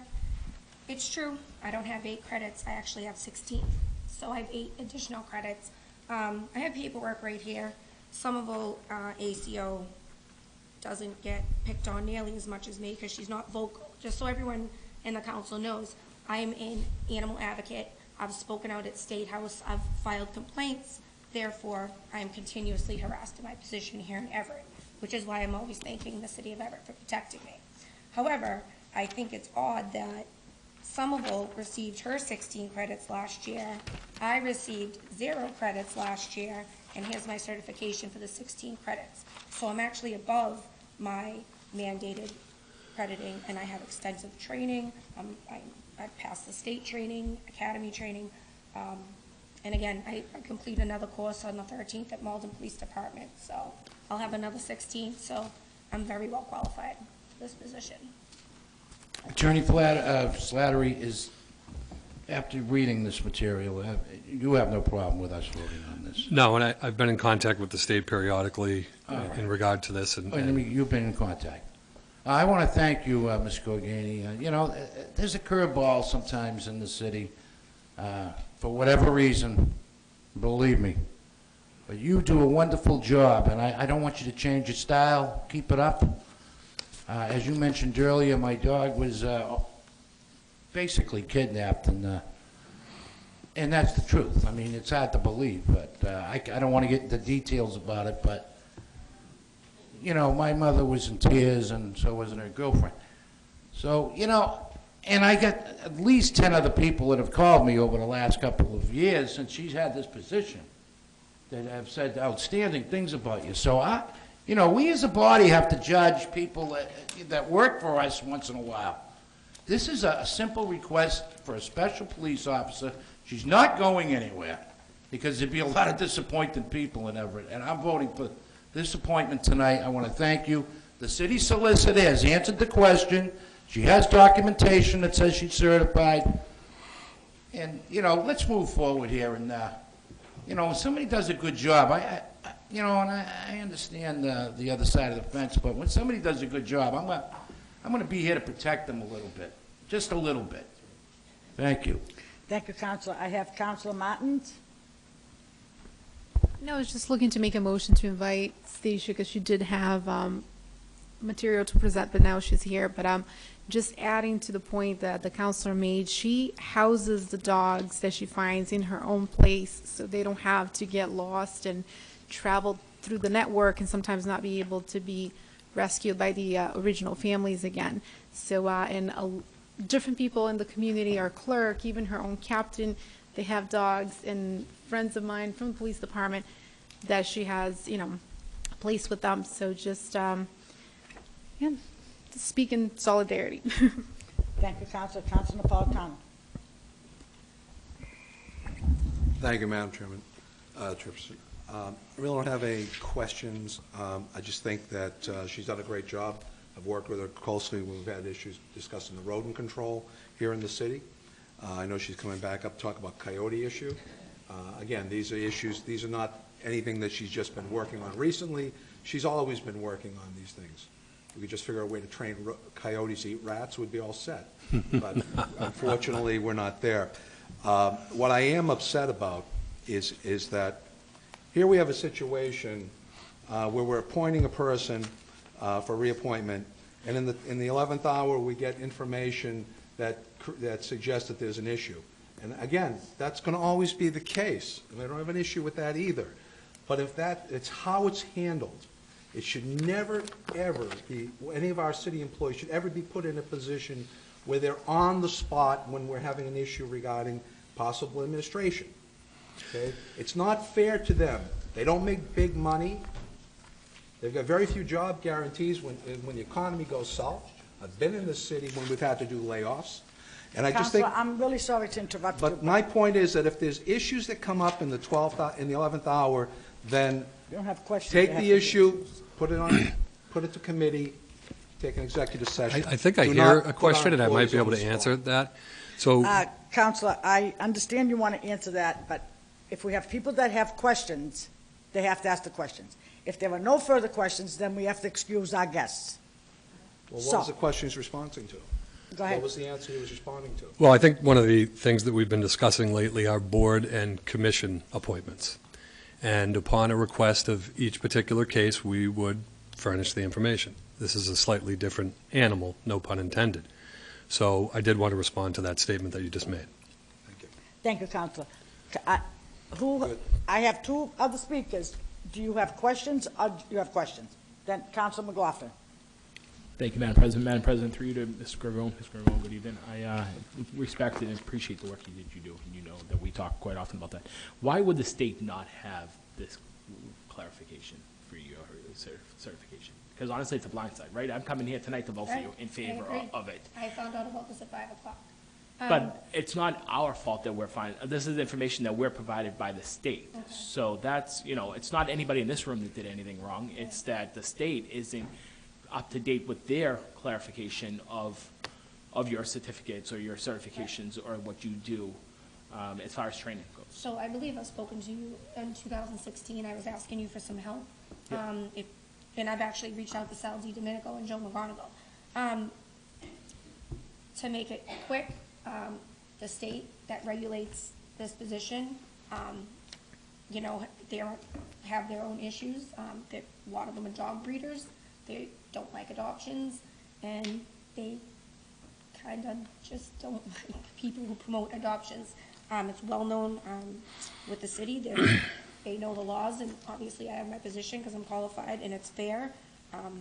Again, I just speak out against people that are doing the I wrong thing. wholeheartedly agree with This, I believe, is maybe they can say it's an oversight, or maybe it's just, they've been sabotaging my job since before I started, so.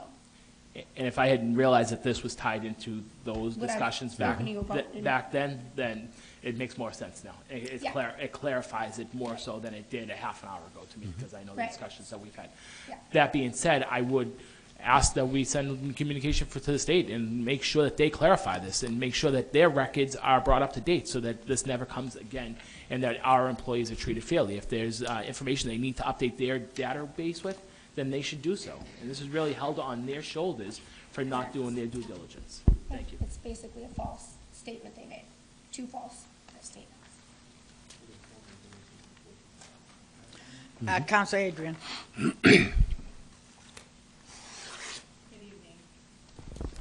So again, I'm bringing up the concern that a resident brought up a concern to me. They said that they felt like she may not be in compliance. I said, okay, I'll reach out to the state. I reached out to the state around 11 a.m. today, and I think around 11. Right, yeah, 11. And I got this email At that 3:30. that said that she's out of compliance since December 31st, 2018. They also attached another documentation. So I didn't bring up the fines piece because for me, I didn't want to bring that up. But they did put that in the email that they said as of March 9th, 2020, she has not paid the $8,000 fine. But I didn't bring that up. From 2018. Right. I didn't bring that up because for me, that wasn't the concern. The concern was about the compliance piece. And they also attached a letter that said in 2016, you completed 30, in 2017, you completed 8, in 2018, you completed 2, in 2019, you have 0. I'm just looking. But it's wrong, if you can read it. Right. It says 6 here and then 4, so. So I'm just reading the documentation that was provided to me from the state, and I'm just answering a concern that the resident has brought up. And so for me, once again, I said this was not towards you. This is not a matter against you. This is a matter about the administration and how they're making sure that people are in compliance. So that's my concern.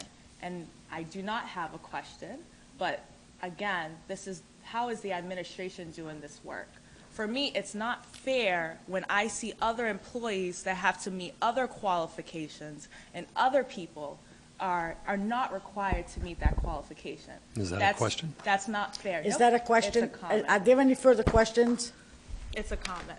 So I'm just letting you know that that's not fair. Okay, if there's no further questions for the guest, we can excuse with the customary thanks. Do you have a question? Yes. to Counselor our- Hanlon. To our legal assistant here. I'm reading this, and it says, all ACOs must complete the core competency training, 16 educational credits. It says that, which she has done. And then it goes on to continue to say, and may select any combination of instructor-led online courses to complete a total of 30 credits in their first training year. Her first training year was like 15 years ago. Correct. I mean, I don't even know if that can possibly count, you know? So this probably even wasn't around in her first year. So below over here, it says there are some animal control officer are eligible for exemptions. Can you find out if she's eligible to be exempt from these other additional courses? Yeah, that's an answer I don't have How would right anyone now. find out? Okay, because I think that's what might apply. You know, it's like, she came in with the pioneers, you know? Yeah. Well, basically, right now, I'm over my credit limit. I have 8 additional that I'm supposed to have. Had I known about this earlier, I would have sent the documents, had Mr. Slarity send the documents. He's fully aware, and he's been very helpful with all of this. He knows. That's all. Excuse with the customary thanks. If there's no further questions, excuse with the customary thanks. What is your, Favorable action on the appointment. Second. Yeah. I have, I'm going to rescind my motion to refer to committee. okay. So I have favorable action, I have a second. Roll call. Favorable action, unfavorable action. Counselor Adrian. Counselor Capone. Yes. Counselor DePiero. Yes. Counselor Hanlon. Yes. Counselor Lee. Yes. Counselor Marchese. Yes. Counselor Martins. Yes. Counselor Matusky. Yes. Counselor McLaughlin. Yes. Counselor Napolitano. Yes. President DeFlorio. Yes. 10 yeas, 0 nays, you have passed. 10 yeas, 0 nays, you have passed. Keep up the great work.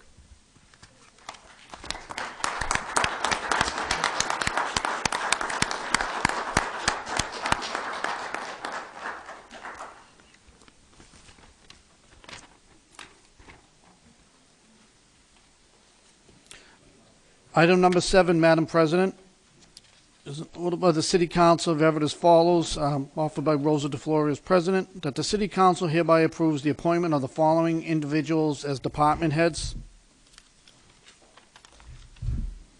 City Solicitor Colleen Mejia, 2 years expiring March 2022.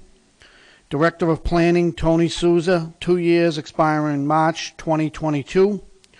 Director of Inspectional Services James Sopa, 3 years expiring June 2023.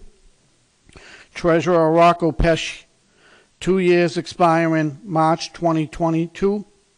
Procurement Officer Business Manager Robert Mareshi, 2 years expiring March 2022. Budget Director Laureen Hurley, 2 years expiring March 2022. Operations Manager Kevin Noonan, 2 years expiring March 2022. Water Superintendent Ernie LaRiviere, 2 years expiring March 2022. Director of Elder Affairs Dale Palmer, 2 years expiring March 2022. Director of Health and Human Services, Jerry Navarra, 2 years expiring March 2022. IT Director, Kevin Dorgan, 2 years expiring March 2022. Communications Director, Tom Philbin, 2 years expiring March 2022. Veteran Services Director, Jeannie Cristiano, 2 years expiring March 2022. Madam President, thank you. Madam President, I would respectfully ask that I make a motion that we postpone these for 2 weeks, and in lieu of that, I have had lengthy discussions today with Mr. O'Donnell, Chief of Staff to the Mayor, and I am requesting that we have a copy of all resumes. This will ensure that there is nothing that we're not aware of. Like we saw tonight, there was a miscommunication. A year and a half ago, there was another miscommunication. I'd like to just make sure that we cross all of our T's and dot all of our I's before we reappoint these individuals. Many of them I know personally. Many of them I believe have done a great job for our city. Many of them I know longer than I've been a city councilor. This is not a personal thing. It's just about doing what's right for the residents in the city of Everett, and that is ensuring that every department head that we have here in the city of Everett is up to standard, up to general code, has all of their licenses in place, and is doing the best that they can for our city. This will not hurt any one individual's job, because none of them would lose a job tonight if we didn't vote for this. This would just be a postponement so we can get further information, come back, vote soundly, that we're making the right decision for the people of the city.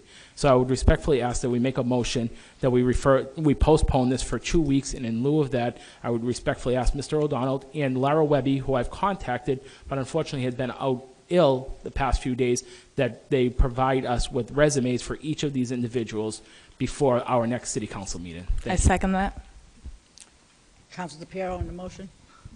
Thank you, Madam President. On the motion, the majority, if not almost all of these employees have been employed since before I was elected to this body, if not most of these members. Some hired as many as decades ago. I know our solicitor was. What resume would be on file if an employee has been here for 20 years and has done everything just fine? I don't see the reason for the constant delays and roadblocks. These are all qualified individuals. They answer the phone every time I call, and I know my colleagues on each side of me call because we've had the conversations. They're able people, they're good quality people, and I want to remind my colleagues that we're not the appointing authority in the city. Thank you. Councilor Hanlon. I probably was going to say the same thing that Councilor DePiero said. The other point is that I noticed there's a new name on here, and I won't say who it is. That person might have a resume. So I'm saying that if there are any people on here that are coming on for the first time, they may have a resume, and it wouldn't be bad if we could get that particular resume, because I don't think, our city solicitor is going to have a resume, because she's been around here for 18 before years. we painted the walls here. So that's it. But except that I am somewhat, just let everyone know, opposed to this kind of appointments. Everybody coming in all at once. Yeah. I'd still rather do the one time. And years ago, when someone came in for an appointment, they became before the city council and the board of aldermen. We had a chance to interview that person here, and no matter how many times they came up, and we asked very simple questions. How you doing? How's that new truck how's that working? How'd you fix that hole in the ground? Those kinds of things, which were sort of general information back and forth that you don't get a chance to talk to, up here or at a meeting, So, Council, we can vote on them individually, and then Yeah, if but, there's one and you want to suspend the rule and lay it over, that's fine, or whatever this board wants to do. Right now, I have a postponement on the table, and I do have a second. Are there any further questions, comments? If not, Council McLaughlin for the second time. Thank you, Madam President. Madam President, I echo the comments of Councilor DePiero. I've known many of these longer than I've been a city councilor. As I said, I know many of these are capable. That being said, Councilor Hanlon just hit the nail on the head. We should at least be able to have a discussion with them before appointing them for another 2-year term, and make sure that we found an individual that said last year and a half ago that she had credentials and she had certifications that she never actually had. She said that she had gone to college she never actually went to. So again, not that I believe that any of these fall under that category, but that being said, let's just make sure that there isn't one individual that might have needed a certification that wasn't even privy, that known that they needed the certification. I see no problem with holding these over for 2 weeks, asking for a resume, or to invite them up to have a discussion with us. Either way, it gives us an opportunity to have an open dialogue with our department heads and be able to talk with them before a new appointment session happens. Just to answer his, just a quick answer. I'll go Yep. against the rules, Mr. No. Hanlon, only because it's you, Counselor Yeah, Hanlon. you have to remember that the mayor also can have these people as appointed. Absolutely. You know, so I just want to let. that's You it. can Okay, appoint it I'm for done. 90 days Thank at a time without coming in front of us. Okay. I have Counselor Capone. The only thing I want to add is that we should suspend Rule 20, because otherwise this all has to go into legislative affairs. That's where it should go. That's where it should go first. So, So the motion is to suspend Rule 20, and I do have a second. All in favor? Aye. All opposed? The ayes have it. on the motion, City solicitors, okay. If the city solicitor wants to come up, that's fine. it's up to you. Yeah, that's fine. City solicitor wants to speak? Didn't it just pass? Well, no, we suspended No, we Rule 20. suspended Rule 20. Okay, so, Administrative affairs. Give you a break. we have a, wait a minute. Invitation to invite City Solicitor Colleen Mejia. I do have a second. All in favor? Aye. All opposed? I understand, Colleen Mejia, City Solicitor. I understand that you just suspended the rule that it has to go into committee, but there's also a provision in the charter that it has to go into a committee, and then the committee reviews documentation, and then the committee makes recommendations to the council as a whole. I just wanted to point that out. So is your recommendation that this should go into committee? If you're asking for documentation and you're going to request documentation, then it has to go into committee. You can vote on it tonight, or if you don't vote on it tonight and you're requesting documentation, it has to go into Okay. the end of the charter, And- 2-10. Is, where this is all lumped into one thing, could it be that we could break that apart, that there's certain you could, or just take it all? I think you could make a motion to separate them. So the ones that you do want documentation for, rather than postpone, that should go into committee? Yes, Okay, thank you. you're welcome. Okay, thank you for Thanks. clarifying. I'm sorry, did you have any questions for the City Solicitor? No, not close. Will be excused. Thank you. Thank you. Counselor?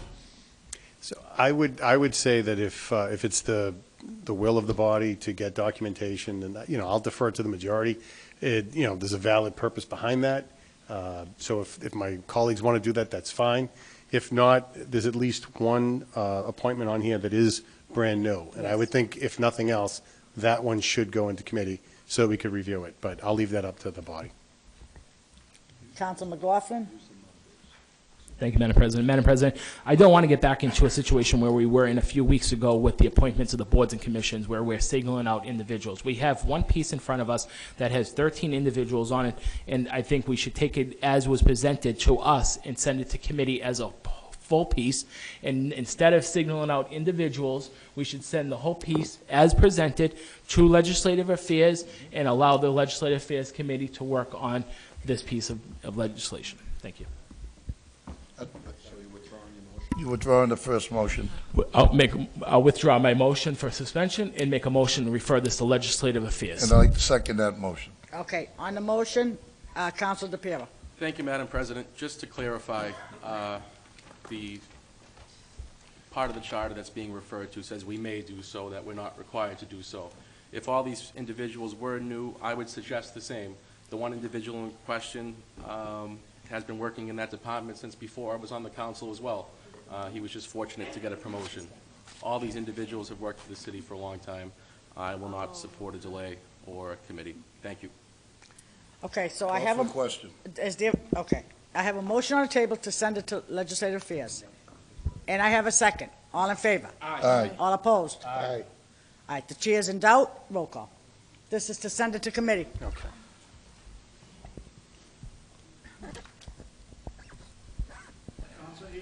Yes. Counselor Capone? Yes. Counselor DePiero? No. Counselor Hanlon? No. Counselor Lee? Yes. Counselor Marchese? Yes. Counselor Martins? Yes. Counselor Matusky? Yes. Counselor McLaughlin? Yes. Counselor Napolitano? Yes. President DeFlorio? Yes. 9 yeas, 2 nays. You sent it to committee. Madam Chair, before you announce the vote, is it possible for, to be invited to that committee if you're not on it? So, wait a minute, 9 yeas, 2 2 nays. nays. We can ask our administrator, The only problem is you're not going to be able to be in the chambers with them because you can't break the open meeting law. You can be outside the chairs, and if there's any questions, right? No? If there's more than four people, you're going to be breaking the open meeting law, is that You'd violate the open correct? meeting law if you all came Yeah. to a meeting that was not posted with all members. So if it's not a committee of the whole, which is not required under this section of the charter, you'd violate the open meeting law. You cannot all be in attendance in a meeting without it being posted correctly. How many, in a council You meeting? only have 5 members. 5 members. One less than half. Yeah. So you cannot. Let's go to the next piece. So on that point, if there are any members that aren't on that committee, if they want to submit questions to the members of the committee, I'd recommend that. And I think that we sent it to the committee because we're looking for some sort of documentation from these folks, correct? Well, are you going to, before you set up the committee, are you going to request what you want? Because that also has to be, Madam President, it's very clear. I'd like to see a resume you from just each want a of the resume for all of them? each Okay. of the 13 individuals that are before this piece of business. That's the question, and that's the statement. Okay, so the motion is to refer this to legislative affairs, and the vote was taken, and it was, I believe, 9-2. So the motion is passed to send it to legislative affairs. Clerk will read item number 8, I believe.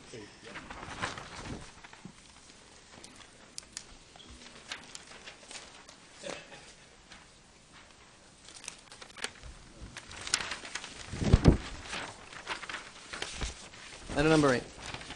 Madam President, is a resolution offered by Councilor Rosa DeFlorio as president, that the Everett City Council hereby approves a psychic fortune teller license renewal for Psychic Boutique at 1936 Revere Beach. All the papers in order? I believe they are. And let me go through, yes. Is this a resolution or It should say petition. a petition, right? Petition. So Just go- written incorrectly. So let's make that Petition. amended. It's a title. I mean, you can do it just yeah, why not? Madam Yeah. President, I Yeah. think we should just make the amendment to refer, should it be petition or should it be order? It should be petition. Petition. Either We- or works, but we use Okay. petition. We could amend that to list it as petition? Second? To read petition, strike out resolution, and replace it with petition. I do have a second. All in favor? Aye. All opposed? The ayes have it. I'm opposed, make sure you notice. Yes, I will. Favorable action as amended? Second? Favorable action as amended. I do have a second. Mr. Chairman, on the motion, they're applying for a psychic fortune teller's license. There are no such things as psychics, and there is no such thing as fortune tellers. This is just a phony something. If they want to have a license for talking nice to people, then I would agree with it. But I never agree with a fortune teller's license, because there is no such thing. Thank you. Roll call. Thank you. As amended, Councilor Adrian. Yes. Councilor Capone. Yes. Councilor DePiero. Councilor Hanlon. No. Councilor Lee. Yes. Councilor Marchese. Yes. Councilor Martins. Councilor Matusky. Councilor McLaughlin. Yes. Councilor Napolitano. Yes. Councilor DeFlorio. Yes. 10 yeas, 1 nay. You have so passed the license. Item number 9. Same Is it- speech every year. Excuse me, it was 9. Yeah, so, sorry, that was 9-1. Item number 9 is a petition offered by Council President Rosa DeFlorio that the Everett City Council hereby approves the Class 2 motor vehicle dealer license renewal for Glendale Gas at 725 Broadway. Favorable action. Do I have a Second second? motion. Second. Roll call. Councilor Adrian. Yes. Councilor Capone. Yes. Councilor Hanlon. Yes. Councilor Lee. Yes. Councilor Marchese. Yes. Councilor Martins. Yes. Councilor Matusky. Councilor McLaughlin. Councilor Napolitano. Yes. Councilor, President DeFlorio. Yes. 10 yeas, 0 nays. You have so passed the order. 10 yeas, 0 nays. You have passed the order. Clerk, read the next item on the agenda. Yes. Item number 10 is a petition offered by Rosa DeFlorio as president, that the Everett City Council hereby approves the Class 2 motor vehicle dealer license renewal for Ferry Street Gas and Service at 153 Ferry Street. Councilors? All the papers in order? Yep. Favorable action? Second? Favorable action. I do have a second. Roll call. Councilor Adrian. Yes. Councilor Capone. Yes. Councilor DePiero. Councilor Hanlon. Yes. Councilor Lee. Yes. Counsel Marquez. Yes. Counsel Martins. Yes. Counsel Matusky. Counsel McLaughlin. Yes. Counsel Napolitano. Yes. Counsel DeFlorio. Yes. Counselor Matusky. Yes. Thank you. And that would be 10 yeas, 0 nays. You have so passed 10 yeas, 0 that nays. petition. You have passed that petition. And Clerk will read last item one. number 11. Number 11 is a petition offered by Councilor Rosa DeFlorio as president, that the Everett City Council hereby approves the Class 2 motor vehicle dealer license renewal for Broadway Gas and Service. All papers action. 356. All favor, yeah. Second motion. Favorable action, I do have a second. Roll call. Councilor Adrian. Yes. Councilor Capone. Yes. Councilor Hanlon. Yes. Councilor Lee. Yes. Councilor Marchese. Yes. Councilor Martins. Yes. Councilor Matusky. Yes. Councilor McLaughlin. Yes. Councilor Napolitano. Yes. President DeFlorio. Yes. 10 yeas, 0 nays. You have so passed. 10 that yeas, 0 ordinance. nays. You have pressed item number 11. Clerk will read item number 12. Item 12 is a committee of the whole report. That is honor the mayor appear to this, offered by Councilor Michael K. Marchese. That is honor the mayor appear to discuss the use of his campaign funds being directed to criminal attorneys. Councilor Marquez. I guess today's we just put questions down to present to the mayor's office to ask for a meeting. Is that correct? If you could, Councilor Capone, interpret Sure. this for me? At this point, we had the committee of the whole. We referred it to this body without recommendation. I know that at our last meeting, we had made a request of Attorney Papalato, who is the mayor's counsel, to provide the legal invoices. Have we received a response yet from the mayor on that, Mr. Clerk? I don't have any invoices, No, was there any response to whether or not not they directly would to me. provide it, not provide it? Not to me. Okay, so, and then there hasn't really been a response, so it's open to whatever the body wants to do. If you want to schedule a meeting, that would be the thing to do. I mean, if we can't get the answers from them, we have to schedule a meeting. Yeah, and invite Attorney Papalato. Exactly. We just have to find out what his schedule permits and coordinate another committee of the whole.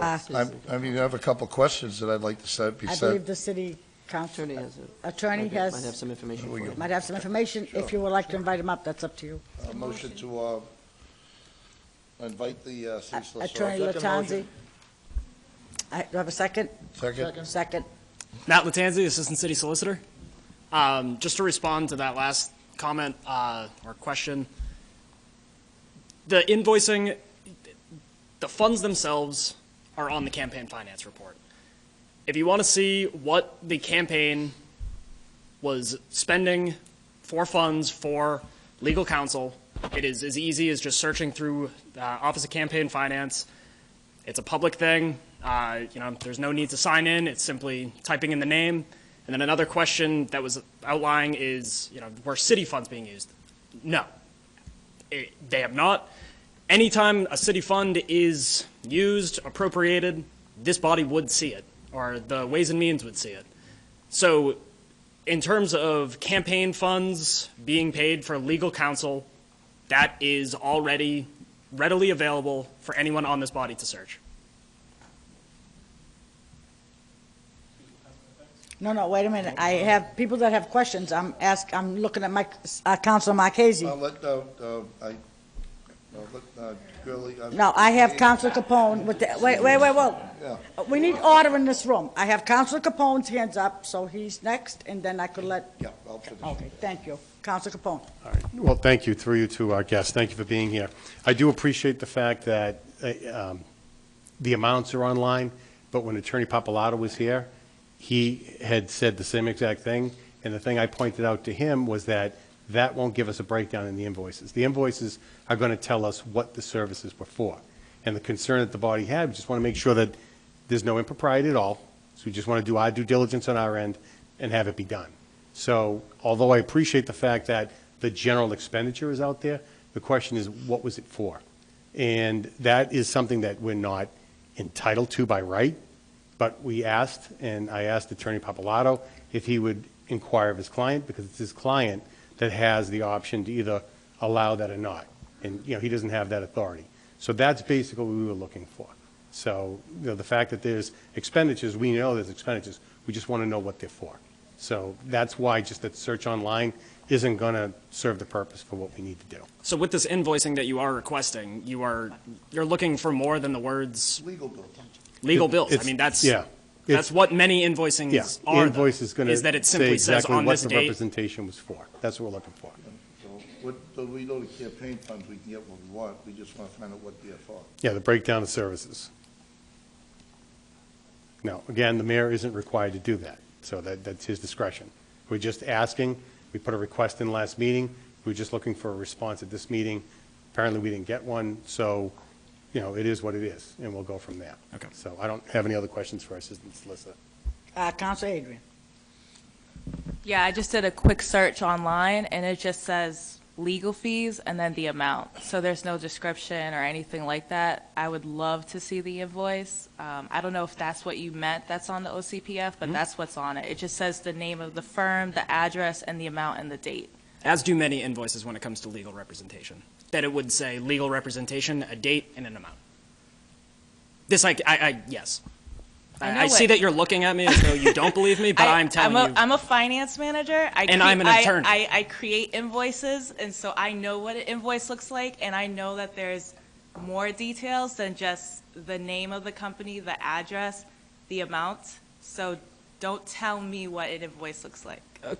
I won't tell you what a general invoice All I'm looks saying like. is I that can tell this you that a doesn't legal have enough- invoice, This doesn't have a enough legal invoice information. for representation, legal representation can be as vague or whatever word you want to use to simply state legal service, a date, and an amount. We're looking for more details. So I'm just saying, I I am just want to providing make sure to you that's what the a details. legal invoice would look like. Is that the details that you were referring to on the OCPF website? Yes. Okay, thank you. Councilor Marchese, and then Councilor DePiero. Matt, and that's what we're looking for a breakdown. And see, I've been caught in litigation for 3 years on property issue. And, we have probably $1 million worth of expenses, and every invoice that came to us broke down what we paid for, 2 hours for this, 3 hours for this, 8 hours for this. So that's what we're looking for. And when he came up and he said he was working as someone who was enhancing the image of the mayor, well, I went to a lawyer that knew about property. I didn't go to a criminal lawyer. So the mayor goes to a criminal lawyer. We're just trying to find out what that money's being spent for. I says, look, if there's nothing wrong, it's good, then it shouldn't be a problem getting the invoices. And that's what we're looking for. I had to go to a particular lawyer for a particular reason, and obviously the mayor's going to a lawyer that's a criminal lawyer, not someone else, not a publicity lawyer. So when you say that to us, it kind of embarrasses us and makes us really feel like idiots, and I'm sure the people watching feel the same way. All we want to do is just come out and let us know what we're dealing with. That's all. I know that there wasn't a direct question posed, but there Yeah. was, a comment in which I would feel remiss if I didn't address.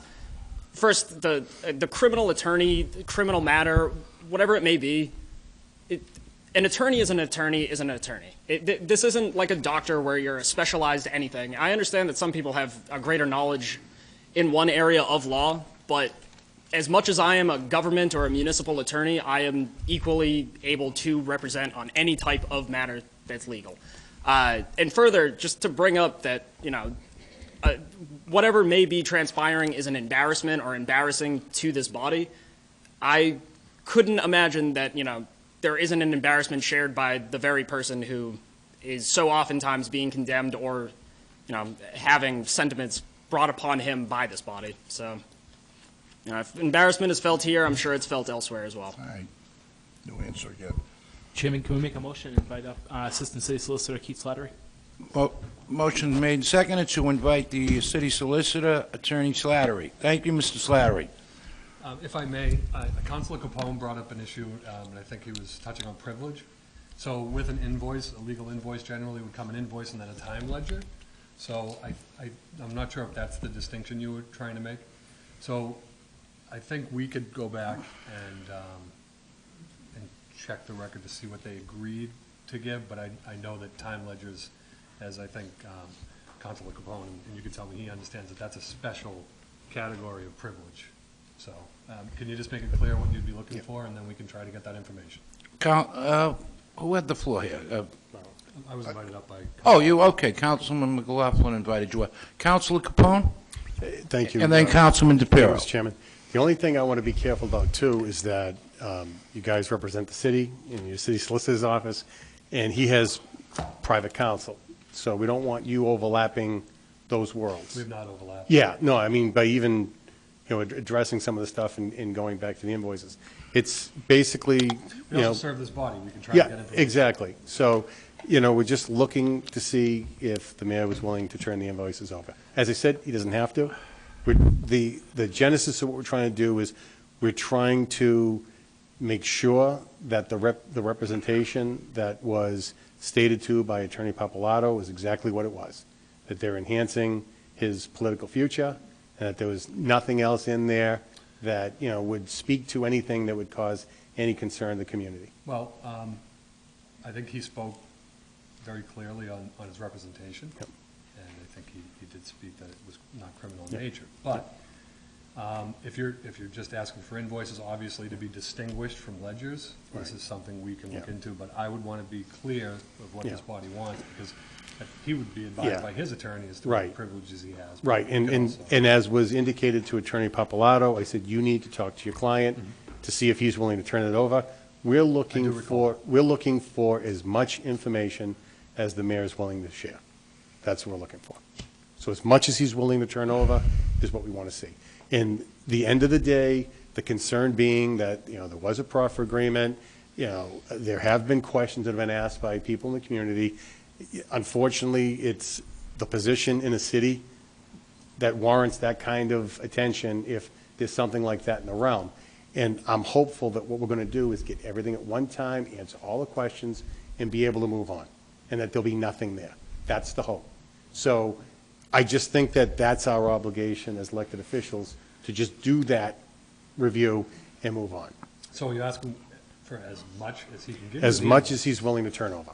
Okay, I'm not fully sure how I would relay that, but I will. Yeah. With broken down invoice, however they were billed, whatever the attorney was billed for, whatever they sent out their bill for, however the ledger is, whatever they've got, if they specify who they spoke to, what they spoke, the topic of what they were speaking about, whatever the representation was, that's fine, as opposed to March 12th, I would say if I was representing a private client, I Yeah. probably wouldn't allow that. I would be doing the same thing. Just from the So- chair, So we can agree on Yeah, that. now, you that's both are why- lawyers, that's Councilor why the request Capone. was sent Isn't there out. such a thing as a client privilege thing? There is. There One is. of the most So privileged it- documents is your time ledger. I mean, doesn't that ever come into play here? You're an attorney. You Yep, should and- know that. And I do know that. And the reason why I said that, Mr. President, is I gave the option to the individual to waive that if they wanted to waive it. They don't need to. I never heard of a person waiving that, They though. can. But when you're in the realm of a public figure, everything goes out the window and up the roof. You need to be above board. Everything has to be out there. Well, we would hope that it is, but... Yeah, and I'm hoping it is. All right, too. so... And that's the hope. All right, well, I've been hearing this all my life. It's called Attorney-client privilege. attorney-client privilege, and Right. that's like a sacred ground you It don't absolutely, touch. It absolutely is. and I'm it just can- saying, you're an attorney. And it can be waived by the client. And the client is the only one that can Is waive the it. body asking the mayor to waive his attorney-client privilege? I never heard of it before. I don't know anybody in the world that ever did that. You know what? Here's the bottom line. The city solicitor just mentioned it. Mr. President, I'm on the floor. Thank you.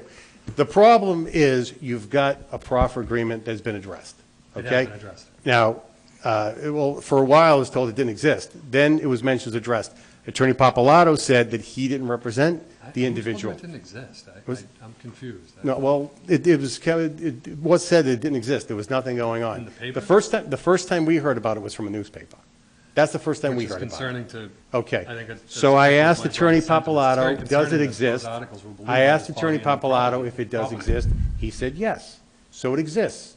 If a public official has spoken to the FBI, it should raise a concern among a reasonable individual. If you're the mayor of a host community for a land transfer for a casino, I don't think this body would take that information and think that there's something nefarious going on. And we're not saying there is. But what we are saying is the fact that it exists, we have an obligation to at least just Have an review attorney the come in and facts, tell you everything that review the knows? facts, and make sure that there was nothing to it, so that we can then say to our constituents, there is nothing here to worry about. You don't need to worry about the chief executive officer of the city. The city is not compromised in any way. That's all I'm looking for. I thought that was communicated clearly. I guess it wasn't communicated clearly enough. There were subsequent articles by that newspaper that were just as inflammatory. Yeah. That's going to continue to happen. If you choose to not take it as satire, but take it as fact and continue to bring it up in front of this board, then I would hope you would join me in defending the reputation of this city. Absolutely. Okay. So let me just say, is this going to get referred to us to bring back to the mayor's council to have a discussion with him as to what he would like to turn over and whether he would want to waive his privilege or not? The problem is that there was a meeting that was already set up, and unfortunately, there weren't going to be folks available for that meeting. So rather than postpone it for another night so that we could have a full discussion, there was a request to put it on our last agenda. So it came on the last agenda. I didn't know where we were going to go. I didn't know it was going to be that wide of a discussion. I thought maybe there was going to be a statement. I thought maybe there'd be something in writing, say, well, look, can't talk about it to other people involved, et cetera, whatever the case might be. Well, I know you welcome that as welcomed information. Yeah. So I thought that was what it was going to be. Then his attorney was here. He said he would make himself available for another date. So, we did not get all the questions answered that we wanted that evening. So I guess collectively, we agreed to postpone it for another night. Okay, sure. So I think that's kind of where we're at. And right now, all right, so we'll go back and try to clarify the discussion that you had. I think you've refreshed my memory. He did mention he would need to consult with his client. Yes. And And I actually said to him, as you well know, I said to him, it's not your prerogative or right to turn over. You need to discuss that with your client. Right, you were And he correct. said that he would. Right. And that's all we were waiting for was that discussion. As long as we're both on the record that we wouldn't advise our clients to break I wouldn't. privilege, I am I wouldn't. happy to go bring this back. You would? Okay. Okay. Councilman DePiero?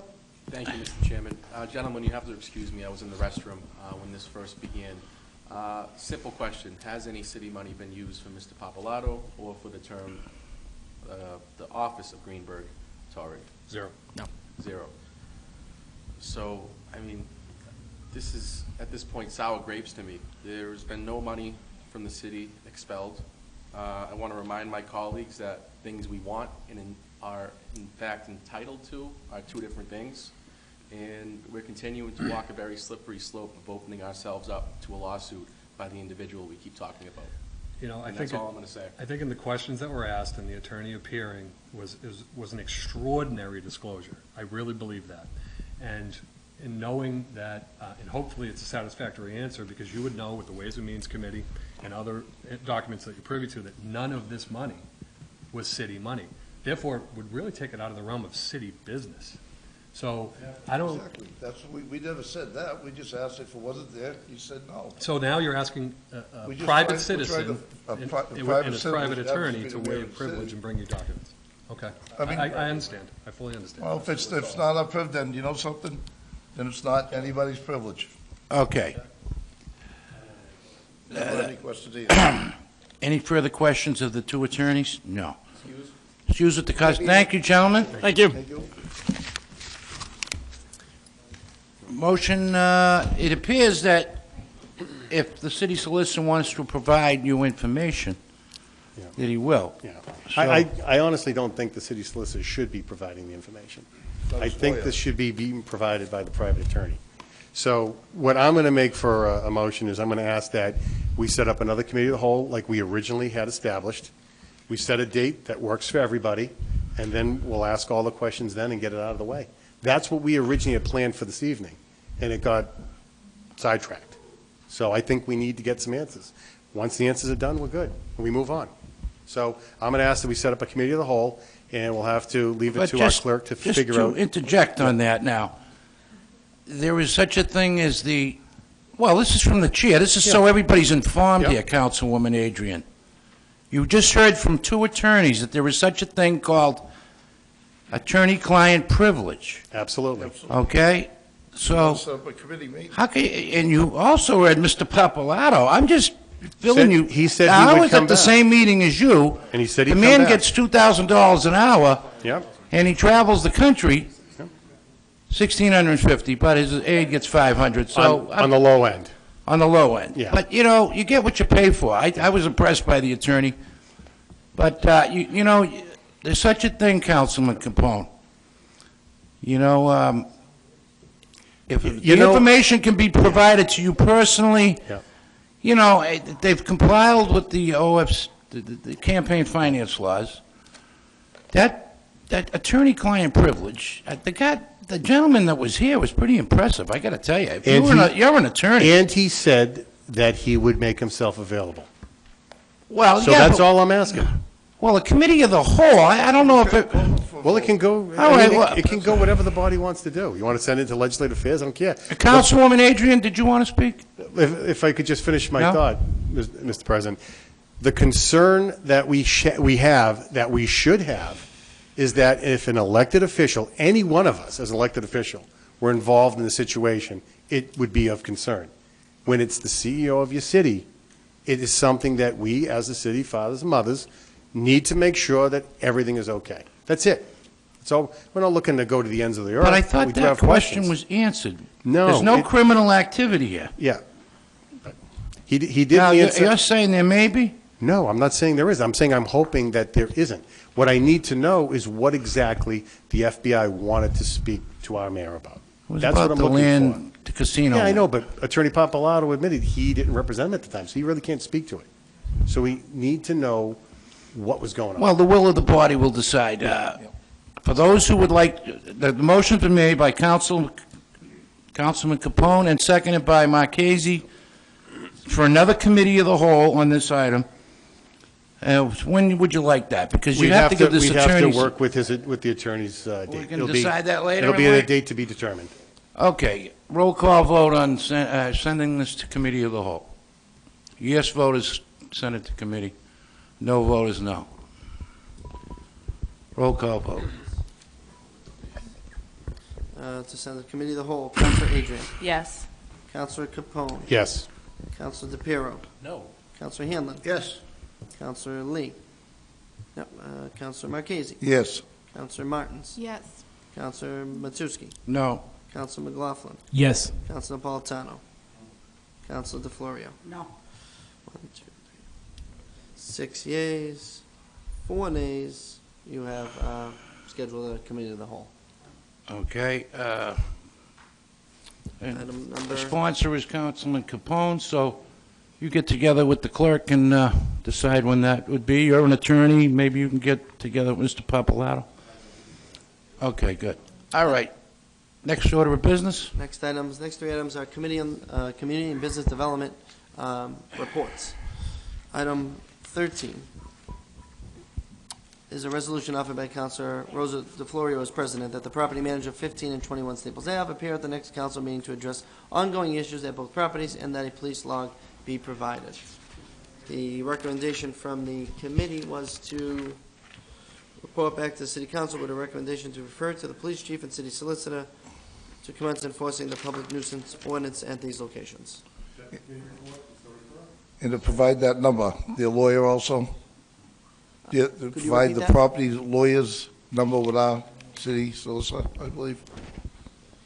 So there's a communication, something. That the attorneys for that, the building get informed also, is that what I you said? believe there's a number there somewhere. It might be. All right. I can look for it. You want that? Well, the big thing was they said prior that they wanted to talk to somebody during business hours. I think that's what they said. Yes. Oh, from 8 to Yeah, 8 so I to 5. believe there's a number, somebody has a number. Okay. Our believe it's here. administrative, Michael Mangan, has the attorney's number and Yep. the manager, And the manager's office. and the manager's numbers. Okay. So it was accept the committee report, place on file, and Refer to the correct refer to department. the correct department, correct? All in favor? Aye. All opposed? The ayes have it. Item 14 is a, Madam President, is a petition that the Everett City Council hereby approves the lodging house license renewal for Fenno's at 336 Broadway. Recommendation for the license to be granted, and that in 90, for a 90-day period, and if the license has no issues, that it comes back. If it has issues, it comes back. If not, okay. Do you have to accept the committee report? We're going to accept in favor action, correct. Accept. Accept the committee report and place on file. All in favor? All opposed? All right, now for favorable action. Favorable action. Counselor Adrian? Yes. Counselor Capone? Yes. Counselor DePiero? Yes. Counselor Hanlon? Yes. Counselor Marchese? Yes. Counselor Martins? Yes. Counselor Matusky? Counselor? Council Matusky, item number 14. Oh, excuse me. 14? 14. It's a lodging house that was, I know I'm in the middle of a vote. Lodging house, yeah. Yeah. Right. That's submission. You want- Yeah, I'd like to move for favorable action. Yep. So Second, yes. okay, yes, okay. Counselor McLaughlin? Yes. Counselor Napolitano? Yes. Counselor DeFlorio? Yes. 10 yeas, 0 nays. You have so passed that license. Item 15 is a petition, Madam President, offered by yourself, that the Everett City Council hereby approves the lodging house license renewal for 134 Linden Street, lodging house at 134 Linden Street. The same rules apply, 90 days. They'll review it, and if there's no issues, continue. Yes. Accept committee report and Accept favorable action. Accept the Communications. committee report and place on file. All in favor? Aye. All opposed? The ayes have it. Favorable action. I do have a second. Clerk, please call the roll on item number 15. Yes. Counselor Adrian? Yes. Counselor Capone? Yes. Counselor Counselor Hanlon? Yes. Counselor Marchese? Yes. Counselor Martins? Counselor Matusky? Yes. Counselor McLaughlin? Yes. Counselor Napolitano? Yes. Counselor DeFlorio? Counselor Martins? Yes. Let me just make sure Counselor I Martins note said that. yes. Yep, thank you. It would be 9 yeas, 0 nays. You have so passed. 9 yeas, 0 The, nays. You have passed petition item number license. 15. Clerk, please read item number 16. Item 16. This is under unfinished business. Item 16 is that the Everett City Council, Madam President, is that the Everett City Council hereby declares the following DPW vehicles be considered surplus. There was an attached list at the last meeting, if you recall. There were, I think, 6 vehicles, 2, Yep. 3, 4, 5. Yes, 6 vehicles that are looking to be replaced. Can you please read the 6 vehicles? please? Sure. Thank you, Mr. Clerk. Yeah. 1 second. One is a 2009 Freightliner 6-wheel dump. It's having issues and needs over $20,000 in estimated work. The next is a 2005 International 6-wheel dump. Needs at least 60 electrical issues, and 15,000 or more in repairs is needed. 2005 International 6-wheel dump has electrical issues. It needs a new motor, estimated over $20,000 in repairs.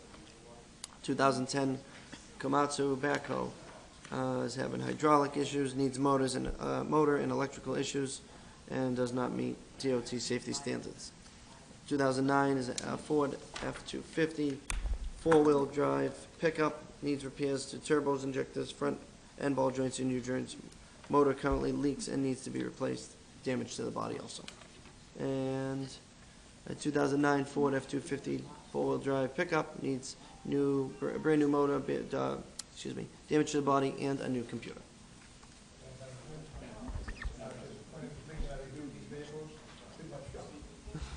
Thank you, Council Hanlon. Councilor McLaughlin. Madam President, I respectfully could disagree with Councilor Hanlon for once. To know equipment, a backhoe, 2010 backhoe, Councilor Marchese, his family owns a large construction company in the city. He has many pieces of equipment that are from the 90s that are still running, that have no problems whatsoever. A dump truck that's 10 years old in the city of Everett, it only drives throughout the streets in the city of Everett. I'm okay with surplus these, but ladies and gentlemen, there's a problem. We should not have vehicles that are 10 years and less that are being surplus at our DPW. It just, honestly, I can't fathom how it's possible that a truck driving around the city of Everett is 10 years old and it's no longer workable. An F-250 pickup truck, they run for 30 years. I mean, a dump truck, a 6-wheel dump truck that's a diesel dump truck, that thing will run 20 years. It will run 200,000 miles. I just don't understand how it's possible. And I had the conversation with St. Louis about this. I just don't understand how it's possible for these years. If you were telling me it was 1999, okay, no problem at all. It'd be more reasonable. But 2009, that's 10, 11 years old, or 2005, come on. I mean, really, it's outrageous, to be quite honest. And I guess we have to vote for these because they're no longer usable, but there is a bigger problem here at DPW that we need to get to the bottom of. And that is, why are these vehicles becoming surplus 10-year life shelf in the city of Everett. Councilor Florio, you know equipment, I mean, a 10-year backhoe should not be surplus. It just doesn't make sense to me, quite frankly. I would like to vote no on these tonight, but if it's the case, then it's the case. But I hope that we're going to change policy and procedure here in the city of Everett so that we don't have another backhoe that's 2010 coming before us telling us that it's no longer usable. When we have 3 square miles of community and doesn't leave the city of Everett. I just don't understand. I mean, I thought Mr. Cornelio was up there. I mean, he worked at DPW. He knows. I mean, it's outrageous that these pieces of equipment are becoming so fast, no longer usable for our city. I mean, I know a bazillion companies that have trucks and equipment that are 20-plus years old that are still working on construction sites every day. Thank you. Council Martins. Sure. I have a question. It would possibly be for the CFO or this body, but I was just wondering why the proceeds of the auction goes back to general funds instead of DPW, because if you're selling a vehicle from that department, wouldn't it make sense to go back to Anything you sell in the city all department? goes into the general It fund, does? all Okay. income that comes in, yeah, unless it's earmarked for certain departments, but, Are we immediately replacing those vehicles too? Do we know? well, that would go into the general fund, and then what would happen is capital improvement. They would come in front of us during the budget or capital improvement to let you know what they're replacing. Oh, I see. Well, thank you.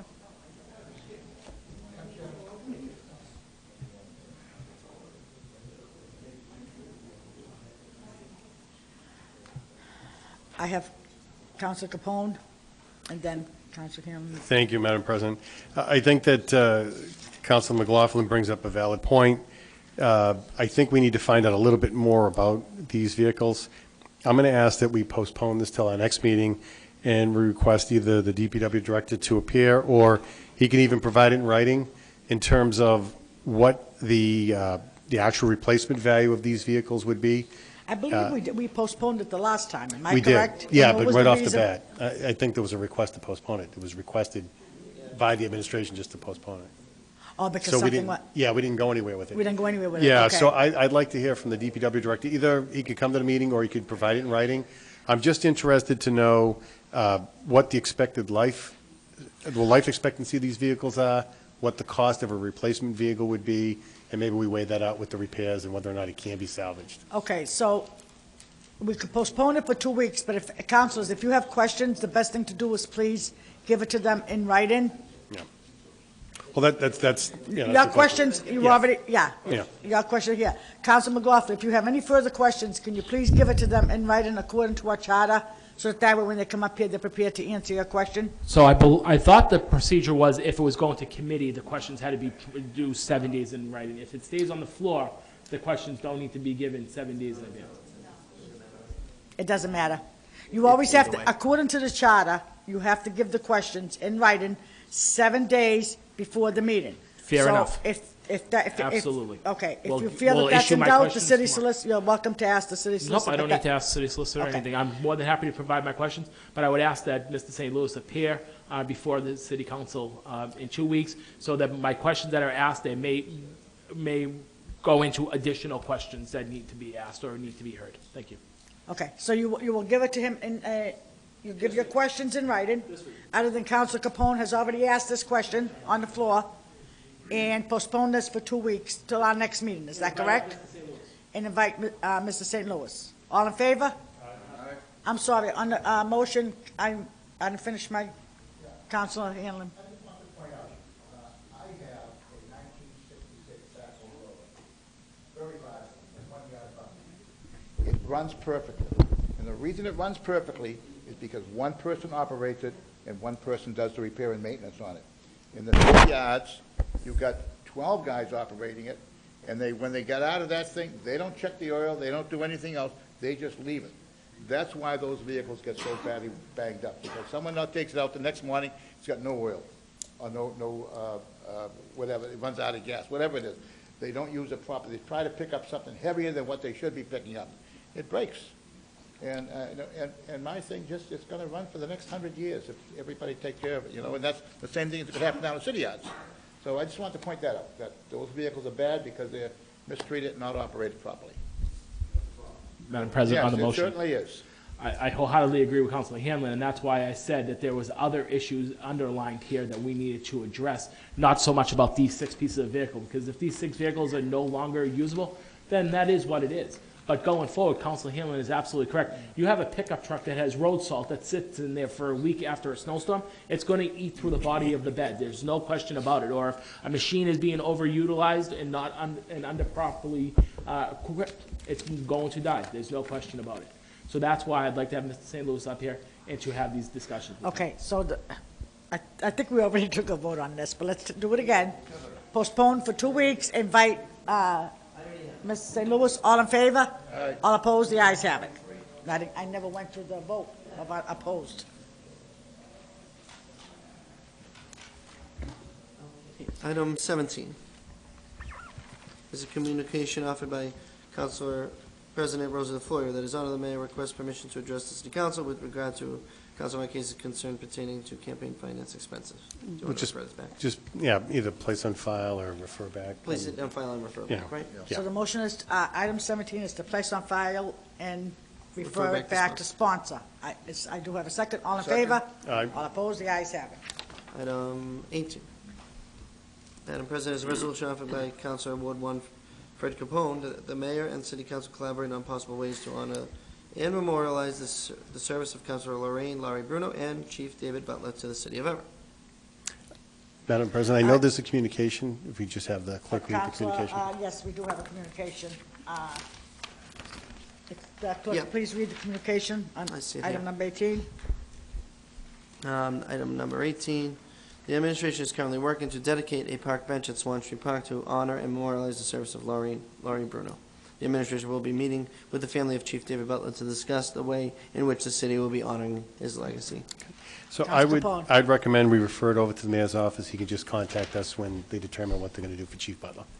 I know, we also have one for Estelia Matarazzo. We haven't heard anything on that also. Yeah, I so- think it was supposed to be in the spring. In the but spring, We right. can just double check. Yeah. I'll just kind of add it as a side note. in Yeah, the please. Request, okay? Councilor McLaughlin? Madam President, can our city clerk just clarify what section 2 point, I just found it odd tonight when I read this memo that if you have any further questions, please forward them to me per section 2.7 of the City of Everett's charter. What is 2.7 of the city charter, Mr. Clerk? Off the top of my head, I don't remember, so I'd have to look it up. I've just never seen that as a part of a memo, and I just wondered if there's a different procedure that we're supposed to follow? Do you have the or- charter in your desk, Counselor? Because we don't have one up here.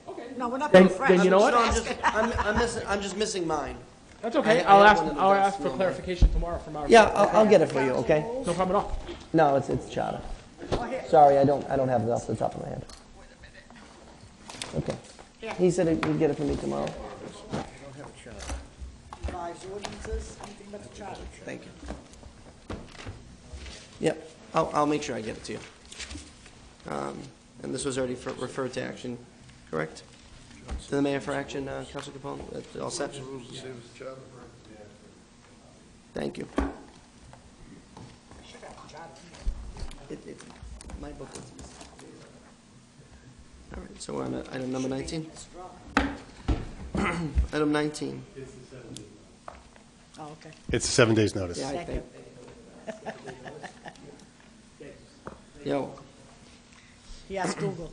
item number 19, I use Madam Alexa. President, is a resolution offered by Councilor, excuse me, Councilor Michael K. Marchese, that the CFO appear at the next meeting to discuss if it is financially in the best interest of the city to have trash pickup done in-house instead of by a private company.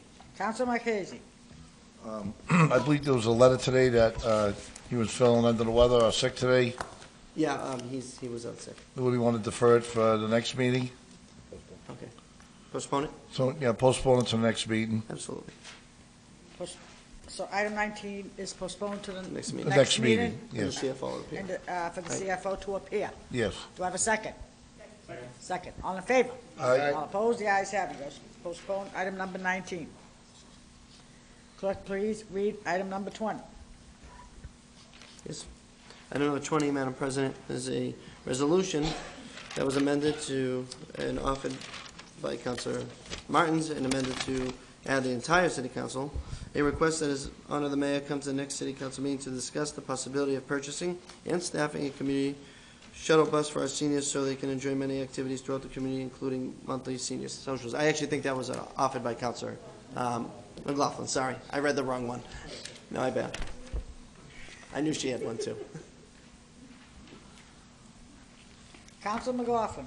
Thank you, Madam President. Madam President, is there any communication from the administration on this item? So I just want to state, I believe the last meeting, Counselor Capone asked to postpone because of the large packet you received. Yes.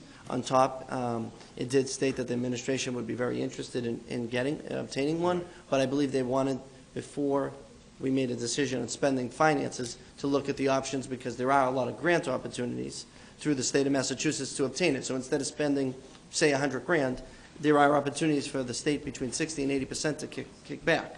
So if they spend it, they won't get a kickback.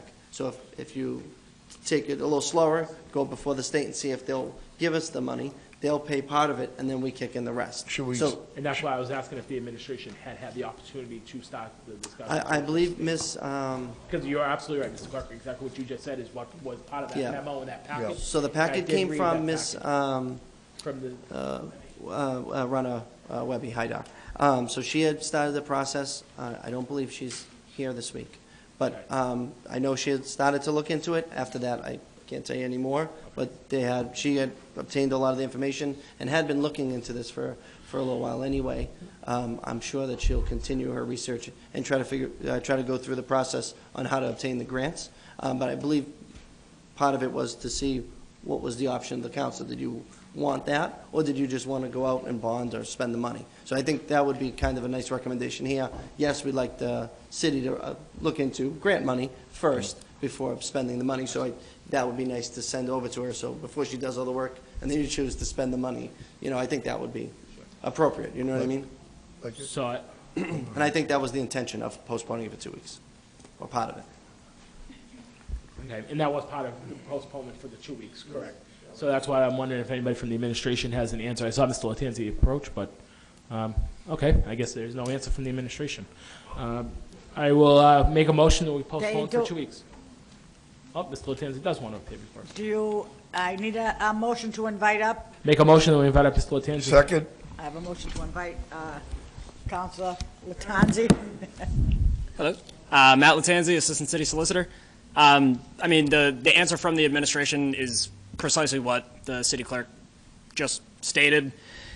It's that the mayor and the administration is wholeheartedly in support of having this type of service, a shuttle service. However, that MassDOT grants would cover up to 80% of the cost of these vehicles, and that we would prefer to wait for these grants to actually come out and to also survey the seniors to see precisely what the scope of what they are looking for is. That way we're using the city money as wisely as possible and utilizing grant opportunities where they arise. Mr. Latanzi, do you know when the grants are available by chance? I do not. Okay. Yeah. That's fine. That's the answer. No problem at all. Yield the floor to my colleagues. Yes. Matt, not only It's Councilor Latanzi. I'm Councilor sorry. Latanzi. I know we've known people for so many Yeah. years. We really have to start getting in the habit of using. Anyhow, Councilor, the Thank big you. thing too also about purchasing it, and whether we get it through grants or we buy it, is still the hours and the maintenance, the insurance, all the stuff that goes along with the liability. So there's a lot more involved than just buying a bus and, bringing people in. If it's a 8-person bus, handicap, paying employees, do we have retirees drive? So there's a lot more than just buying a bus. So we got to find out what the restrictions are. People want to drive it, because right now they do have 2 or 3 means of transportation right now in the city. Where they have the MBTA, the small buses. The ride, I believe is what you're referring to. So there is ways of doing it. But before we rush into this, which I think it's a great idea, if it's not going to cost us a fortune to drive 10 people around the city a week, if we're going to have, it's going to be sufficiently used to justify us spending this money and possibly put it on 1 or 2 employees in the city of Everett. So, that's the issue that I look at, just buying a bus. I think we have to sit down and go through some kind of whole pay thing for this thing's costing us $500,000 a year to run for, 20 rides, Go ahead, I yield back to Mike. Thank you. I think I still have the floor. I just comment, okay, I agree with Councilman Marchese. We just made a good point a few moments ago about having a staffing problem and a ownership of equipment problem. We know what happens to it when 3 different drivers or 4 different drivers own it, 3 different people are helpers every day of the week, how many times we're gonna use it. That all will wind up with having a bus that lasts about a year, and then it'll be, you have to go buy a new one. So I think we should rent it. Anytime you need a bus, just go rent it, rent a driver. They're cheap. Thank you. I'd like to know if there's any further questions from the council that's sitting here, or else we have to excuse the customary things. He likes that. I was just gonna ask him, what do you think? It's FaceTime. What do you think? Just very quickly, I did find the answer to Councilor McLaughlin's earlier question. May of 2020, the grants will be open. Move to be excused, the customary thanks.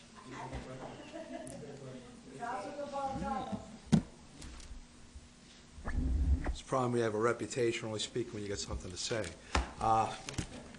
Okay, so I'm glad to hear that you're going to evaluate this, because this isn't an easy purchase, but it could very potentially, it's an essential purchase.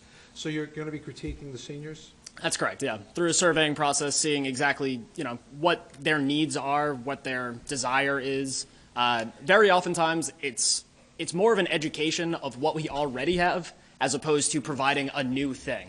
Many people just don't know the services that we already offer, and quite honestly, the city does offer a very wide array of services.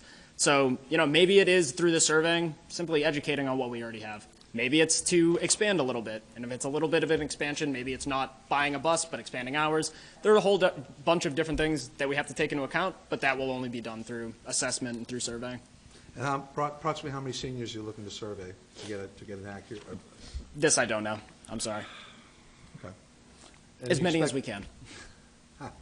And approximately when do you expect to have that finished? Due to the fact that the grant opportunities will be opening in May, it would be before then, presumably, just so that we have the proper figures and proper scope for what we're actually applying for. All right, thank you. Absolutely. Councilor Capone. Thank you, Madam President, through you to our guest. One thing that someone had mentioned to me, a resident, said maybe Encore would alter their schedules to be able to do that. I don't know that they would. We could ask. The other thing we might want to look at, too, when we're looking at all the options, maybe some sort of a lease agreement with a company, and maybe we could get them on a schedule where they visit the different senior housing areas, and that way any residents in the area that want to use it too could just go to the meeting spot. It would maybe be on a schedule.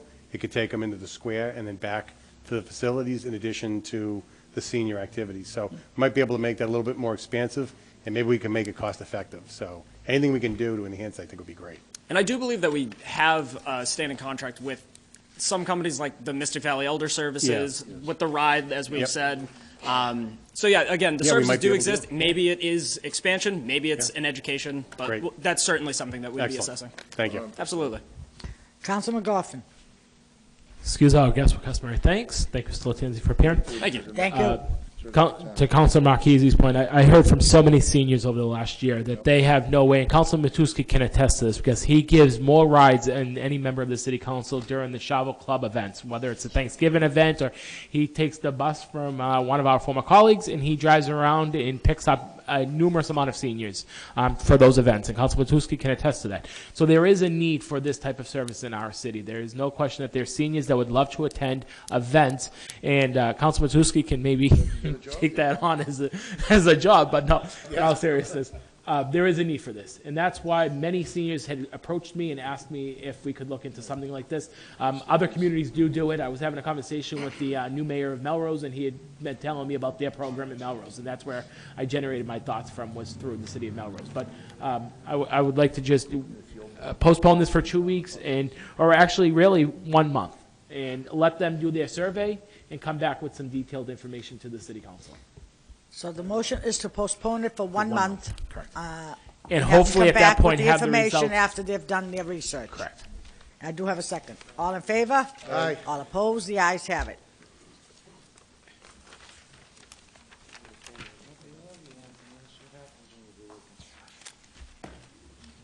Item number 21.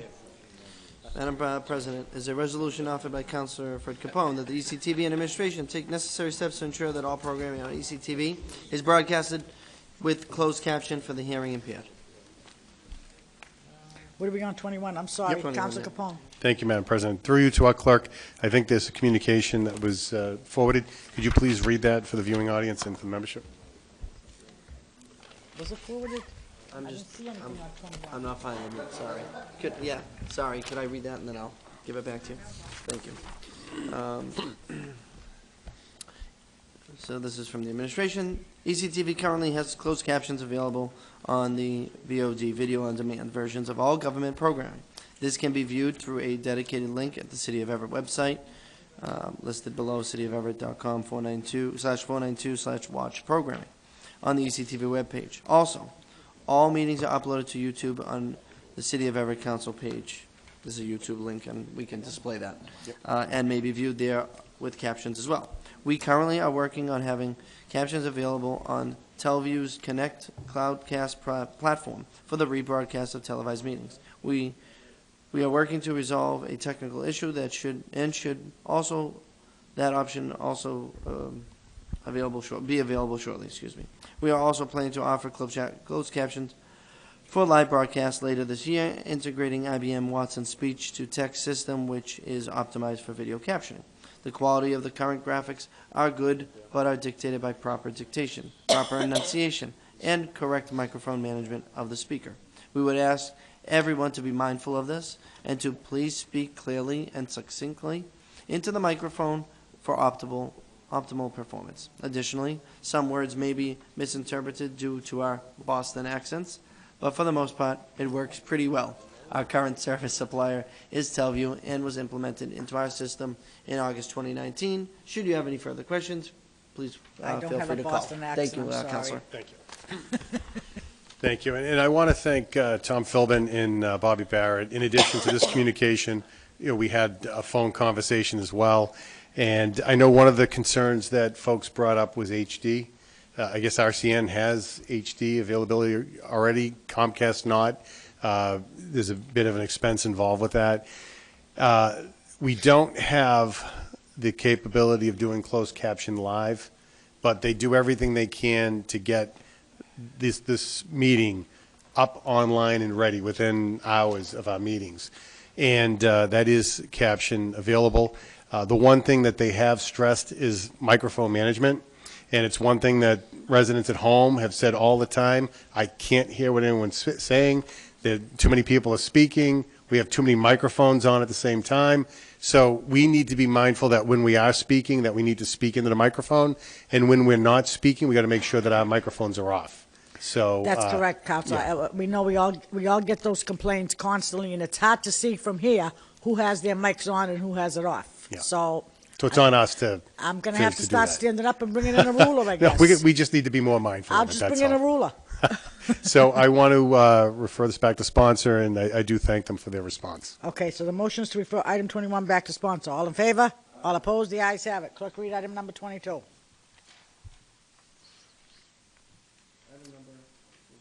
Item number 22.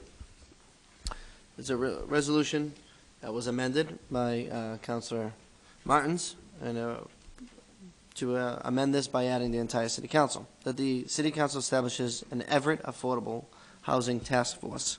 This was postponed for 2 weeks and meant for favorable action for this week. If you want. Councilor Martins, why do we postpone it? I don't remember this. So we're just moving to favorable action. But I believe this has to be made into an ordinance. If it's, Madam Chairman? Yeah. Yeah, it's important to remember, resolutions are non-binding. Right. It's a request, it's a wish. So it's a great idea. So now you got to turn it into an ordinance. An ordinance is what gives it its bite, its power, its law. Okay? So that's the next step. This is just the start. But this is All right.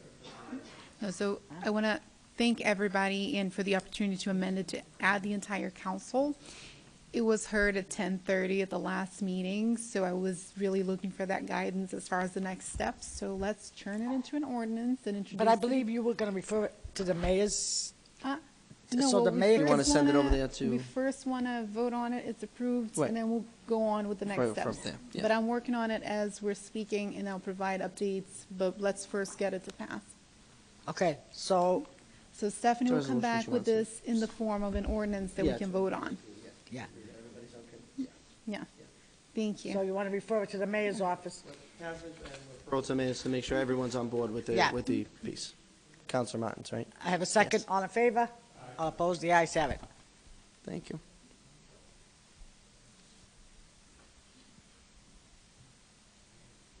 Sorry, just one moment, please. Item number 23 is a resolution, Madam President, is a resolution offered by Councilor Fred Capone that the Mayor's Office of Community Development update the council as to the Central Fire Station project, including the progress made, the remaining work to be completed, and the time frame for completion. I do believe that you received a communication from the fire chief and the administration that gives you the timeline and projections, I believe.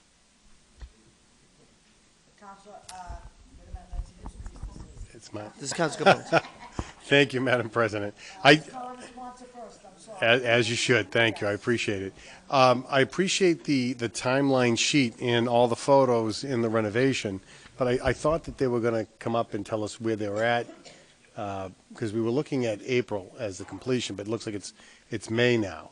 And I thought that there was going to be actual parents to answer questions and update. Because the one thing I have noticed is that they're doing additional brick removal on the front to heighten it even more, so I don't know if that throws things off. But if they could either make themselves available at the next meeting, if there's nobody here to speak on it, or just provide a little bit more detail rather than just the pictures, I would appreciate that. Did the chief come up at one point and say that they had to get Yeah, another contractor yeah, and what then hap- held it up a little bit? No, what happened is the chief came up and said that they were looking for the appropriation of the funds from Hancock Street Oh, to come okay. over, and it was agreed that we would postpone it. I didn't remember if it was the second meeting in March or what the timeframe was, but waited until March or April, we were going to get a response back. yeah, I can't Yeah, I remember. thought it So, was the- so yeah, this okay. might be in advance. It's on the agenda, and I don't know if it's the right date to be on the agenda. But the way we had left it was that the chief and community development were going to come forward. Okay, that's what it was. Yeah. Okay, yeah. So I was a I was little going to say, confused I'm when I. confused. Could have just been a click of a button. Okay, I was confused when I saw it on the agenda. So okay, so we have some update here, but we're waiting for that formal update, In April. whatever that date was. So that's So- fine. So the motion would be to refer this to April? Yeah, just postpone it to that meeting. The second meeting in April, was it? Yeah. Yeah. So the motion will be to refer it to the second meeting in April. All in favor? Aye. All opposed? The ayes have it.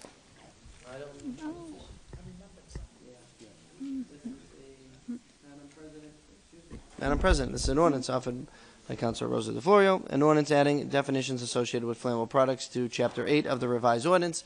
This was, this was enrolled, this is for arraignment. The chief and the deputy chief,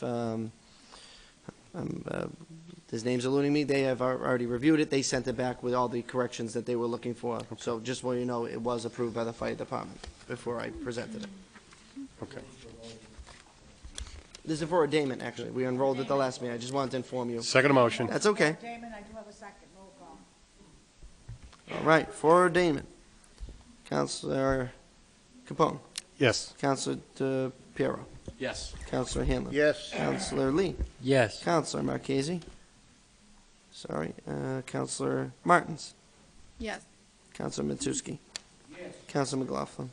Yes. Councilor Napolitano. Yes. And President Florio. Yes. That would be 9 yeas, 0 nays. You have so ordained the ordinance.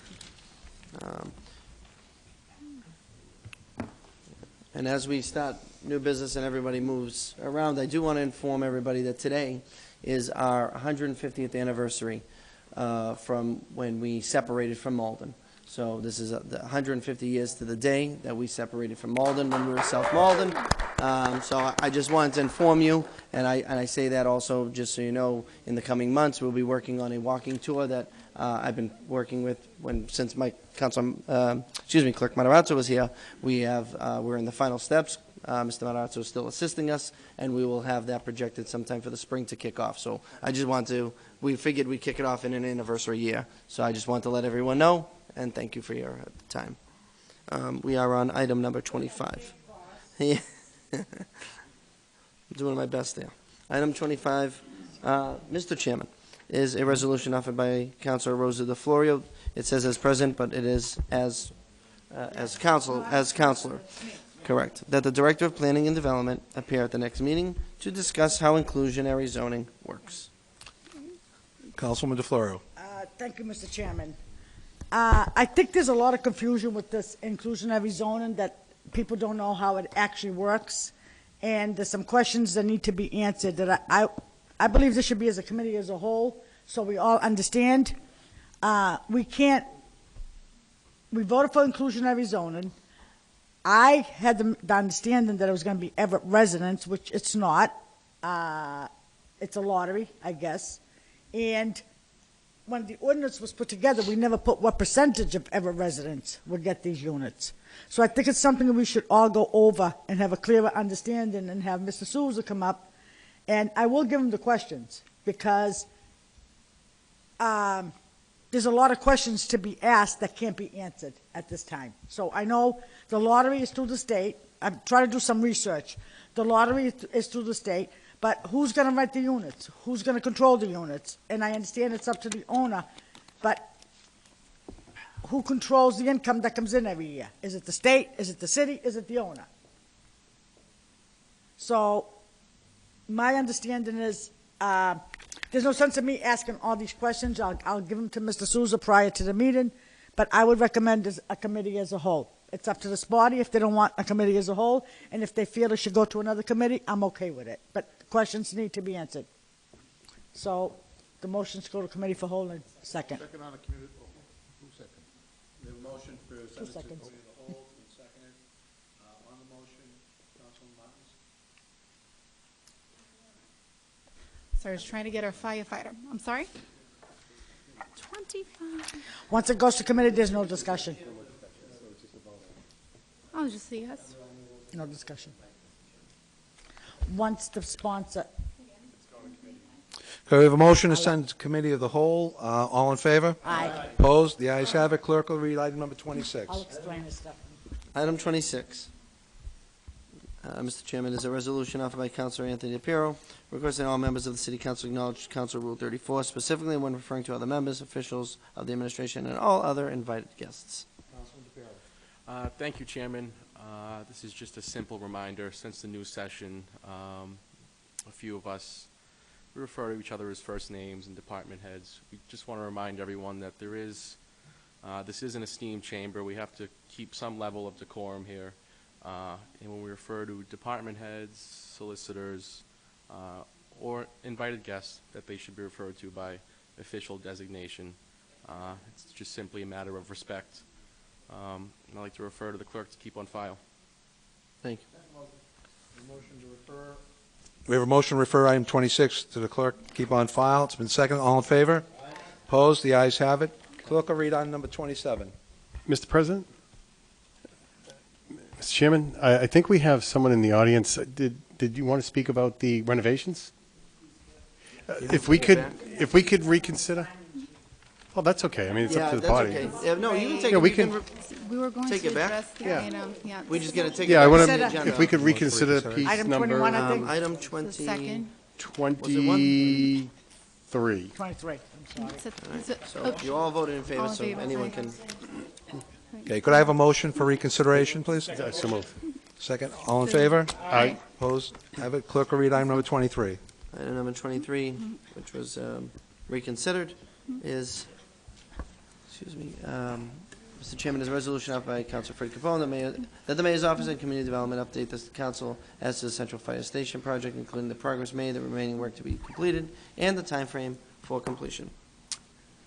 Thank you, Mr. President. Council Capone. Could we invite the guest? Yeah. All in favor? Aye. Opposed? The ayes have it. Council Capone. Just introduce yourself on the record. Sure. Seth McCullough. I live at 24 Pleasant View Avenue. Okay. Thank you, Mr. Chairman. Through you to our guest. I apologize. I didn't know you were here. No, you were no, very it's fine. patient. You were here all night long. Thank you. I tried to grab a slice of pizza. I said, go Yeah. get them. No. So I apologize about, turning over. Is there something you wanted to mention about it? No, I've met with a couple of the counselors in the past. I represent the union. Craig Hardy is actually in Washington, D.C. at our legislative convention for the IAFF. This piece here, this is an important piece. We can't look at it. Huge. You live right across the street. Yeah. We're delaying our response times quite a bit. Not being there, we're at the old high school, and Ladder 1 is at Hancock Street. So there's a lot more to it than just putting some bricks on a wall. So, And this was supposed to be done in December, I think. yes, So I believe so. Yeah. I'm not privy, Sure. we have the information here, but we're looking at May. I was here a couple weeks ago. They said April. April. So I'm worried about, what else is going to happen? What else to delay this? So Okay.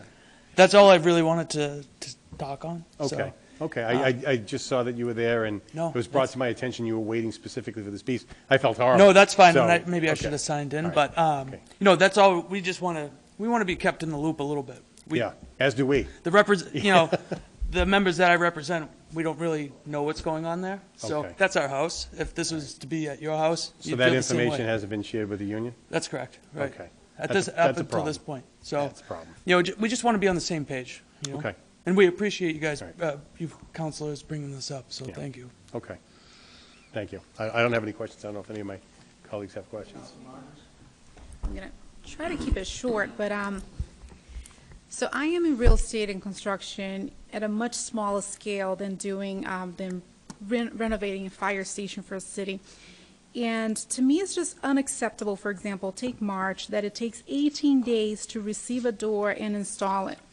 And then it takes a whole month just to receive releases and different types of paperwork. So I really, and this has nothing to do with the fire department, it's more like APC construction, that we should really evaluate their work, because this is really unacceptable, especially when it comes to first response and emergency services for a city. And now it says that we're getting, so the completion date is May 7th, because it takes a whole month, just for simple electrical work. So we should definitely reevaluate the quality of the bids that we're approving. And that's all I have to say. Thank you. Thank you, Mr. Chairman. Recently, we had the opportunity to visit the old Everett High School fire station, thanks to our Chairwoman Mons from Public Safety Committee. And we heard the concerns from the members that were there that evening. There was quite a few of you guys that stressed a lot of concern about this, and we had hoped that it would be done. I really think it's detrimental if we wait another 2 weeks to get more answers from the chief. I think we need to figure out as a body tonight of how we move this piece out of here and maybe set up some sort of an emergency meeting with this contractor to really get a defined and a definitive answer. Like Mr. McCollum just said, last time he was here, it was April rather, excuse me. Now it's May 7th. We need to know when the date is. And the men and women of the Everett Fire Department cannot have a delay in responses. That puts all of our community in major risk, to be quite honest. Knowing, especially like the rotary traffic in the mornings. We talked about that. And we Yeah. talked exactly, Seth. Yeah, Mr. McCollum. And we talked about that, and that was a big thing, was getting a fire truck from this part of Broadway down to Lower Broadway for a response, especially in the morning with the rotary traffic that we all know is absolutely a nightmare. I don't know how we can, Mr. Clerk, can we take this piece, not that it's mine, but my colleague from Ward 1, and put this forward in some sort of an emergency situation so that we can bring all parties to the table and get some truthful, upfront answers about when they're going to be able to go back home?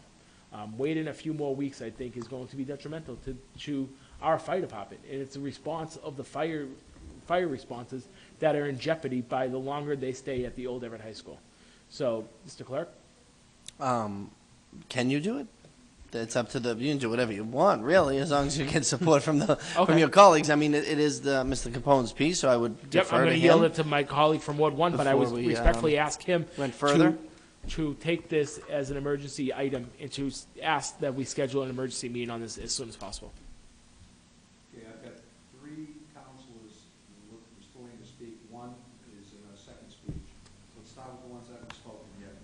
Councilman Matusky. Question? Do you have a question? Yes, he put his hand for questions. There's a question. Yeah, please. Yeah, thanks. I haven't spoken yet on this piece. That's correct. I don't appreciate it. No, you're absolutely correct. Go ahead. Mr. McAuliffe, the fire department is not in there at all now. Correct. Okay. Right. And just be advised, I'm only speaking on behalf of the union and our concerns. I don't That's know good. a Well, lot pertaining to the rest of this. I'm a supporter of the firemen. We appreciate that. and Thank all you. unions, actually. Thank you.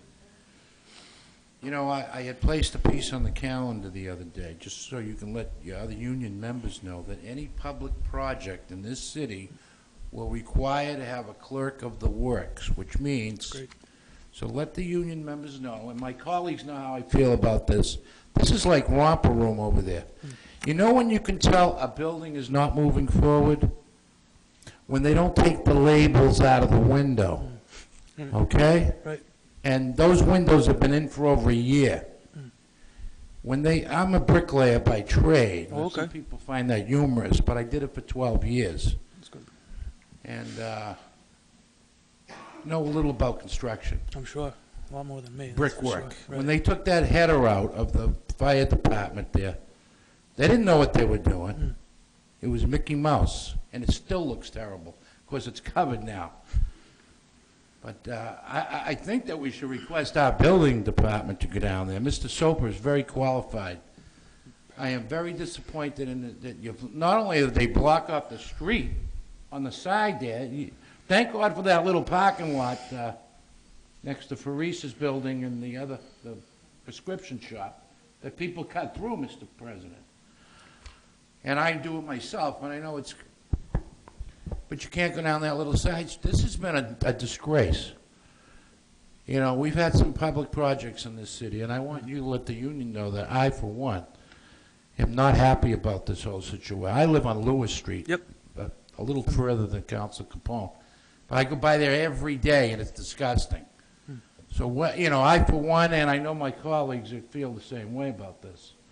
But you'll notice those labels, those windows have been in for over a year. There's nobody even cleaning the windows. It's embarrassing, and I'm not voting for any more money. We just did $141,000 from the leftover money. But my question to you is, when you said that it's bothering the response time, what did you mean by that? Well, just on a very broad spectrum, you got to consider if we're going down to Bow Street, right, going down the line, we're coming from the old high school on Linden Street or Hancock Street with engine 1 and ladder 1 respectively. So that's a delayed compared to being at 384 Broadway. Do you go the same route?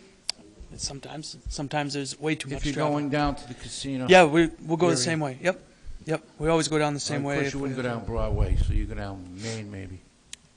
Usually we go down Broadway. It's a bigger street, so it's easier. Oh, I see. Typically, and that's, there's no rules or regulations on which way to go to calls, but. Well, I have to say this. Now, I don't live very far from the Rotary. And in my lifetime, and I've lived where I live for quite a while, I have never heard so many fire engines and ambulances. I don't know whether, you're Mr. President, and I don't know whether this is because of this central fire station. But, I mean, all day long, all night. Maybe because I'm getting a little older and a little more sensitive here to noise, but I got to tell you, and I know that you're going down the casino quite a bit. That's part of it. Because of various issues, but just let the union know that I, for one, and I know my colleagues agree, that we're not happy with this project that's been... Thank you. I think they've actually ripped the city off, to be honest with you. Thank you. Councilman DeFlorio. Thank you, Mr. Chairman. I believe that there's a motion on the table to, I'm sorry, I don't have any further questions, okay? Yes, ma'am. And excuse the customer. Thank you very much. I'm sorry. Thank you. This was on the agenda. When the chief came up here for the extra money, he kind of gave us a little explanation. Anybody that's been in business, okay, not everybody is saints. Things go wrong. If you've ever done construction in your house, things go wrong, all right? The electrician don't come. The plumber don't come on time. Every time somebody doesn't come on time, it pushes everybody backwards, because now when you want to try to get the plaster guy to come in, he can't come in because he has another job. All right, so with that being said, this is a safety issue, and we want the safety issue. This should not even have been on the agenda tonight. This should have been on the agenda April 27th. So to me, let's strike it out. We wasted a half hour on something that shouldn't have been on the agenda. This needs to stop. As the council president, whoever is doing this, who has to take responsibilities. Enough. I have personally had enough. So the motion is for April 27th. Leave it on April 27th. This shouldn't have been on the agenda to begin with. Thank you, Mr. Chairman. And yeah, it was a surprise to me that it was on here, but it's on here. We talked about it. We're all frustrated. That's why I put it on in the first place. Progress has not been happening. The chief had mentioned that it would be substantially complete the end of April, so that's why we have it for that meeting. The only thing that was brought, and I understand my colleagues' concern to make an emergency meeting, but I don't think we need to. They gave us a time frame. Clearly, we're well behind the contract date. Clearly, there's going to be damages from this contractor. We're going to be getting some money back. The one thing that I will ask, I will ask again, refer this to the proper meeting in April like we originally had it. The only thing that I would add is that the chief update the union rep as to progress, if that in fact hasn't happened. So that's the motion I make. That the chief update the union rep on progress if that hasn't happened yet. And refer it to the proper meeting in April like we originally had it. All in favor? Aye. Opposed? The ayes have it. Clerk will read item 27. Item 27. Madam President, is a resolution offered by Councilor Fred Capone. Given the recent coronavirus outbreak and the concerns that come with it, the administration is asked to share any plan the city has with regard to protocol to address pandemics or other serious outbreak of health risks. Madam President, on item number 27? Yes. Thank you. We're all well aware of the coronavirus. It's all we're hearing about everywhere, and everyone's concerned they're going to get it. Nobody wants to talk to anybody. Nobody wants to go anywhere in the same room with anyone. So it is a good reminder that if there is a pandemic or anything of that nature, we really do need to have a plan. I'm sure we have one. I hope we have one. What I want to do is I want to refer this to public safety with a request that a representative from the health department, someone from the administration, and a representative from the school department come to that meeting just to make sure that we do have one in place, review it, go from there. So How I'm about asking also to referring it to the health department as far as cleaning? Are we Yeah. cleaning doors? Yeah. Are we cleaning Yeah. handles? Are we cleaning the health center? Beautiful. Are they doing it Yeah, every 2 I watched hours, them every 3 disinfect hours, Good. every 4 hours? Yeah, What are they good. doing? So I refer it to public safety, invite those individuals, and we'll go over that. Okay, so motion is, Health department. on the motion, I'm sorry. No, just no. adding that I did see them do it today myself. Refer it to public safety and invite the guests. All in favor? Aye. All opposed? The ayes have it. Okay. Item number 28 is Madam President, is a resolution offered by Councilor Michael McLaughlin that a veteran square be dedicated on the corner of Glendale Ave and Ferry Street in honor of Michael Acquaviva. Council McLaughlin. Madam President, thank you, Madam President. Many of us might have known Mr. Arcaviva, a lifelong resident here in the city of Everett, recently passed away, and was approached by his family to ask that a corner in which he grew up on, at the corner of Glendale Street and Ferry Street, around the 406 Ferry Street neighborhood, that we are able to make this square dedication in honor of Mr. Arcaviva. He served in the United States Navy during World War II in the Pacific conflict, has a whole host of military awards and accomplishments, and I think this individual is very well deserving of this recognition, and I would ask my colleagues if they would like to suspend the rule and add the entire City Council as a co-sponsor to this piece, and to refer this to our Veterans Commissioner for favorable action on this piece. So the motion is to add the entire Favorable city action and council add them. and refer it to the Veterans Commission. All in favor? Aye. All opposed? The ayes have it.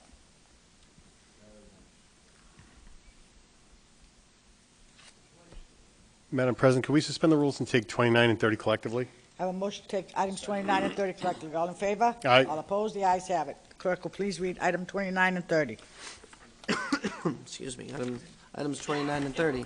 Madam President, are both resolutions offered by Councilor Fred Capone, that item 29, that the administration update the council on all claims and/or lawsuits pending against the city and/or any of its employees. 30, that the administration produce all invoices for legal services provided by outside counsel for the time period of 2010 to present. Councilor Capone. Thank you, Madam President. It's always good from time to time just to kind of see where we're at. And as far as the claims against the city, it would be anything with a value over $5,000 is what I'd be looking at. We do have some new members. Things may have progressed in between. We have some very large issues going on with regards to taxes. We might have some other things that we're not aware of, but it's good to get an update from time to time. And likewise, with the invoices for legal services, it's good to know what we're paying to outside counsel, why, how much, all that good stuff. So what I want to do is refer items 29 and 30 to the solicitor's office, to the mayor, and to the CFO with a response in terms of time frame for our next meeting, and whether or not that update on suits should just be generic or if we should do executive session. So I'll leave that to the discretion of the city solicitor. I'm sorry. Now, I know the chief financial officer is not feeling well, so. Okay. So Yeah. if there's a problem, is it a problem that if they need extra time, Oh, if sure, they ask yeah. us, or? Oh, yeah, yeah. I'm not looking for it by the next meeting. Okay. So I said just a communication by the next meeting, what kind of time frame. What kind they of time might frame need to they do need that. to get And this then- together for you? And then whether or not we should be having the update on the suits in executive session, or if we'll just do a generic list of what we've got going on for the body. Okay. And I'll leave that to the discretion of the city solicitor. Okay, so I do have a second on that, and you can refer all that council said Should lawsuit info. to the city solicitor. If you don't understand everything he said, you can Exec watch the session. Nope, I meeting get it. tomorrow and update yourself. That's what I do. I can tell him after the meeting. So both of them referred Yes. collectively? Yeah. Thank you. That's it. I 31. got it. Don't worry. Item 31, Madam President, is a resolution offered by Councilor Martins. Councilor McLaughlin requesting that the animal control officer appear at the next government operations meeting to discuss the coyote situation in Everett. You're referring this right to committee? Councilor Yeah, so- Martins. Yes. So Councilor McLaughlin had brought this up to me, and then I received emails from Ward 2 residents too about their concerns with the coyote situation in the area. So I know that Stacia, our ACO, has been in touch with the state, and so I'd like to invite her to our next government operations meeting so she can discuss her findings and also make an amendment to add Councilor Capone. And I don't know if you have anything to add to Ms. McLaughlin, because this was initially a conversation that you had with me before anyone even reached out to me. So. Excuse me. Yeah. I'm sorry? There's only one meeting in here. You have to address the chair. I'm sorry. I apologize. So are you yelling? Yes. Okay. So I would We have two like sponsors here, to- and it's going to committee, because the rule is, once it goes to committee, there's no discussion. So. But just, only if you're going to amend, Yeah. wait a minute. I'm sorry. I don't mean to interrupt you.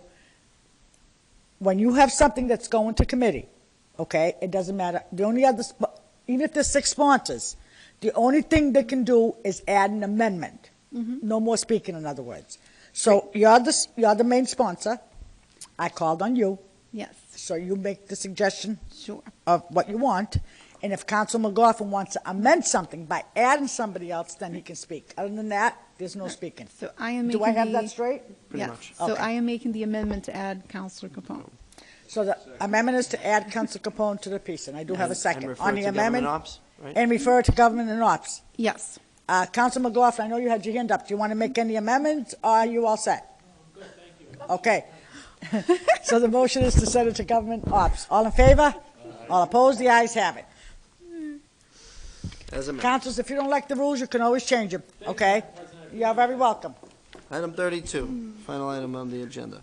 Madam President, is a resolution offered by Councilor Martins and Councilor McLaughlin to request that a representative from Onco Boston Harbor appear at the next government operations meeting to share the company's public safety plan policies to protect their patrons, the surrounding community, and guarantee safe working conditions for Everett's public safety personnel.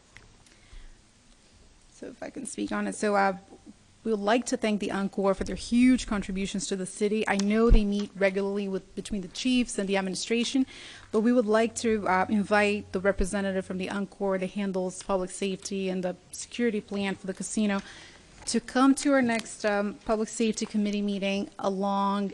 We can invite both chiefs from the fire and police department and the lieutenant that is responsible for the casino. And also the city solicitors or the assistant to discuss parts of the host agreement that has to do with public safety. But we would just like for them to share with the community what their plan is to protect their guests, the community, and to guarantee the safety of our public safety personnel, because we've had a few recent incidents they would like to discuss. So the motion is to refer it to government and operations. Yes. So we're referring to Public Safety Committee. Okay, any further amendments on this? I do have a second. All in favor? Aye. All opposed? The ayes have it. That's it, because 33 was taken Yes. earlier. Motion to adjourn. I do have a second. All in favor? Aye. All opposed? So now I We can't have even adjourned. speak English anymore.